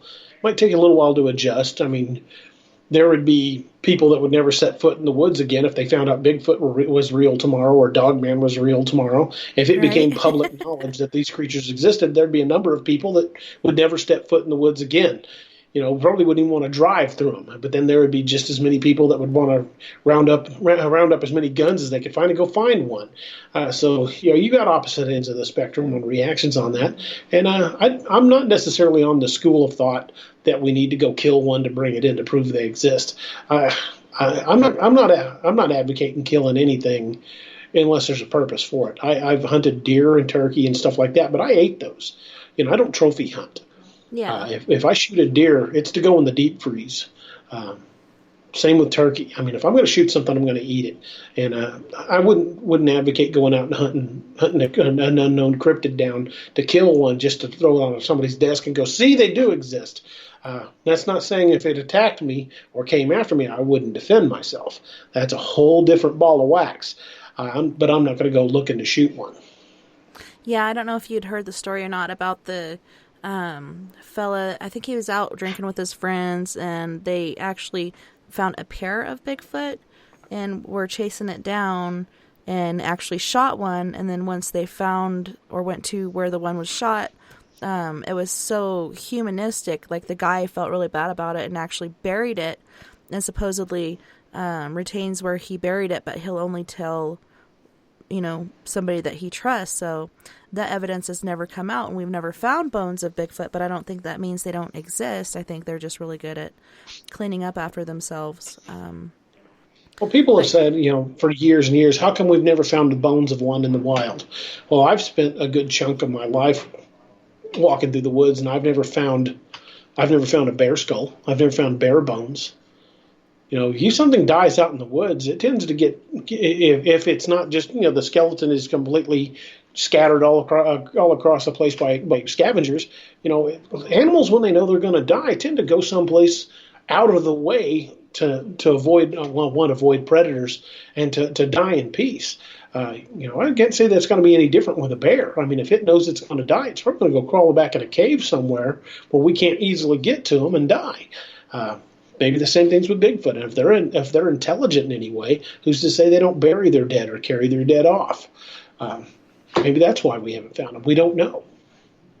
Yeah, Nikki says they collect their dead, and if they are, humanistic or some sort of hominoid, I could see them having different burial rituals or different things that they do. There's an anthropologist. Well, actually, I'm sorry. I don't know if he's an anthropologist, but he wrote a book called Them and Us. And the guy's name is Danny Vendramini, and he did a forensic reconstruction of Neanderthals. Now, when Neanderthals were first found, the scientists that found them were in the infancy of paleontology, and when they recreated these skeletons, put them together, most of them didn't have any flesh on them whatsoever. They were finding fossils, they were finding bones, so they made them look very humanoid, very human. Well, Vendramini did a forensic reconstruction from the bone records, and if you Google Danny Vendramini, Them and Us, and see the picture, what they came up with is horrifying. And it looks very much like a Bigfoot. Who's to say Bigfoot's not a relic population of Neanderthal? We don't know. We don't know what they are. Yeah, except for scary. But if you get a chance to read Them and Us, it's an interesting book. You'll have to check that out. And always as a kid, I'd always thought of Bigfoot as like Harry and the Hendersons, somewhat lovable and cute and such. But they're really quite scary, and I don't generally plug other shows, but Coast to Coast put out an article about a sighting of a Bigfoot. This man and wife, or boyfriend and girlfriend, were working on a trailer, and they kept hearing a noise outside, and I guess out of his peripheral, he saw something going by the window, which is about 7 or 8 feet off the ground. And he grabbed his phone and turned and just started taking pictures. And the picture that he got of this thing, like, peeking in, he said at first it was like a kid and it just, like, closed its eyes, like, if I can't see you, you can't see me sort of thing. And then it opens its eyes again, and they just, like, seem, like, so black. And it was quite unnerving. I guess the wife really threw a panic fit when she saw the pictures and wanted to leave immediately. But I don't think this thing wanted to cause them harm. It just heard all this noise and was curious, what are they doing? And just, kind of checking it out. Yeah. Well, I think, if you went and picked out 5 dogs at random and took them all into your house and fed them and kept them, you're going to notice those dogs have 5 very different personalities. Anybody that's owned dogs, or cats for that matter, knows that each animal, each dog has its own personality. The dog I have now, Harley, he's full of personality. He's a little turd, but we love him to death. He's got a very distinctly different personality than any of the other dogs we've ever owned. it varies with animals. It varies in temperament. It varies in personality. It varies in how they react. And it's probably the same with large cryptids. I mean, you might find some that, when they see you, they might be curious, or, if you're hurt or even, stuck in a vehicle, they might come up and check on you and see, to check you out. And then there'll be others with slightly different personalities or different temperaments that might go, look, an easy meal. I can't say that all of them are dangerous. I can't say they're not. But any big animal is dangerous if it's hungry. Well, yeah, and going back to the whole UFO thing, like I used to think we were ready for it too, and the whole Ancient Aliens and these other shows that have been out are prepping us for this, but to see how everybody's reacted to this coronavirus, how it's like every man for himself and everybody's taking the food, they don't care about, the families out there on food stamps that can't go out and get a meal made for them, or the elderly people that can't get out in time to get it, like, yeah, I think we took a few steps back with this, but, it's very unnerving, and, I used to think we are ready, but I don't think the majority of us are. I think there's a small percentage of us that can wrap our minds around it, but for the most part, I think it's going to be a whole panic thing, just like this virus and other things that we thought we'd react so much better to than we. I definitely agree with that. When you deal with people as a large group, we're panicky. We're panicky animals. And then when things start turning bad, it quickly devolves into every person for themselves. But there's still people out there that will wade into harm's way, will put their own life at risk for others. There are still people out there that will give till it hurts. Give you the shirt off their back, would give you the food off their own table to keep you from starving. There are people out there, but it seems like that is becoming less and less common. More and more people seem to have that. I'm only concerned about me. I'm only in it for me mentality, and I hate to see that because you barely saw that when I was a kid. I was born in 1970 and grew up in rural Missouri. And back then, you never met a stranger, even if you never met them before. They were the neighbor, cousin, so-and-so of somebody you knew. And it was a real sense of community, and that's largely absent now, except for in increasingly rare isolated pockets of rural America. You find it more in small towns. I mean, when I was a deputy here in Greene County, if I went somewhere in uniform, I've had people flip me off, F you cop, that kind of crap. Yeah. But working as a patrol officer out in Walnut Grove, which is a little bitty town of 600 people wave at me. And I've had people thank me for keeping the community safe. It's a different feeling, and that's the rural mindset. People still rely on each other. They still take care of one another. But in the bigger cities, you just don't see that. Well, hopefully this all blows over quickly, and we'll all come out I hope better you're people right. for it. I hope you're correct. I hope this brings back that sense of community. Indeed. Yeah, it was quite a shock coming out here, or to different places out here. Like where I live is quite friendly, but there's places that I've lived since being out from the South where you wave at people and people will give you the look or give you the finger. But some places you go out here, it's just like being back east. They wave at you and it's a friendly little community, but have that kindness. You never know what kind of day somebody's going through. But we are at the end of our time within the last 6 minutes of the show. Can you tell our listeners how to find you, where to find you, and how to find your books? All my books are available through Amazon. You can Google any of the Ragnarok Rising Saga, the Infinite Black series. Those books are the two books are Lost Legion, Perdition's Flames, and the sequel was Lost Legion, Blood and Honor. The new book is called Apex Predator Wolf Moon, and it is out now on Amazon. I've got another book that I co-authored with Kat Dahman called Cold Hunger. Fantastic book. I hope you guys check it out. Kat's an amazing writer. It was a privilege to work with her on that. I've got another book currently in the works. It's tentatively titled Lakeview Man, and it's a Bigfoot story. I'm hoping to have it done in the next few weeks, and then we'll go from there on release. And I'll keep people posted on that. But you can find me on my social media, which if you go on Facebook and look up D.A. Roberts author. That should take you to either my personal Facebook page or my author page. Swing by the author page, give it a like. And I update that page frequently. I'm on Twitter at D.A. Roberts author. Amazon, look me up, D.A. Roberts author, and it should take you to my author page. If not, it's linked off of my Facebook page. Or you can find my books on jellingtonashton.com, which is my publisher, the publishing company I work for. All my books are published through them currently. So that's pretty much all my social media. Most of the stuff I do update is on Facebook. So yeah, that'd be the first place I would look, and I update that page regularly, especially as releases are coming and want to let everybody know where they can get the books. So swing on by, tell me you heard me on the show and drop me a line. I'd love to hear from you. Yeah, I'm super excited about your book. I can't wait to read it, and definitely check out your other books. I mean, we're all kind of on lockdown right now, so what better time to pick up some books on Kindle or even on paperback to read, because it seems like we're going to have a lot of time on our hands here in the not too distant future. With the release of Apex, I have 14 novels on Amazon, so check them out. 14 novels. That is amazing. And it's so cool that, like, the people that actually published your books thought so much of you that they wanted to hire you to work for them. Not only work for them, but CEO, correct? Yes. Shortly after I signed a contract with them, the CEO at the time had to step down. He had some family issues, and the owner of the company contacted me and said, "Hey, you had a pretty good run running your own company, which was Dark Water Fiction, when I was an independent."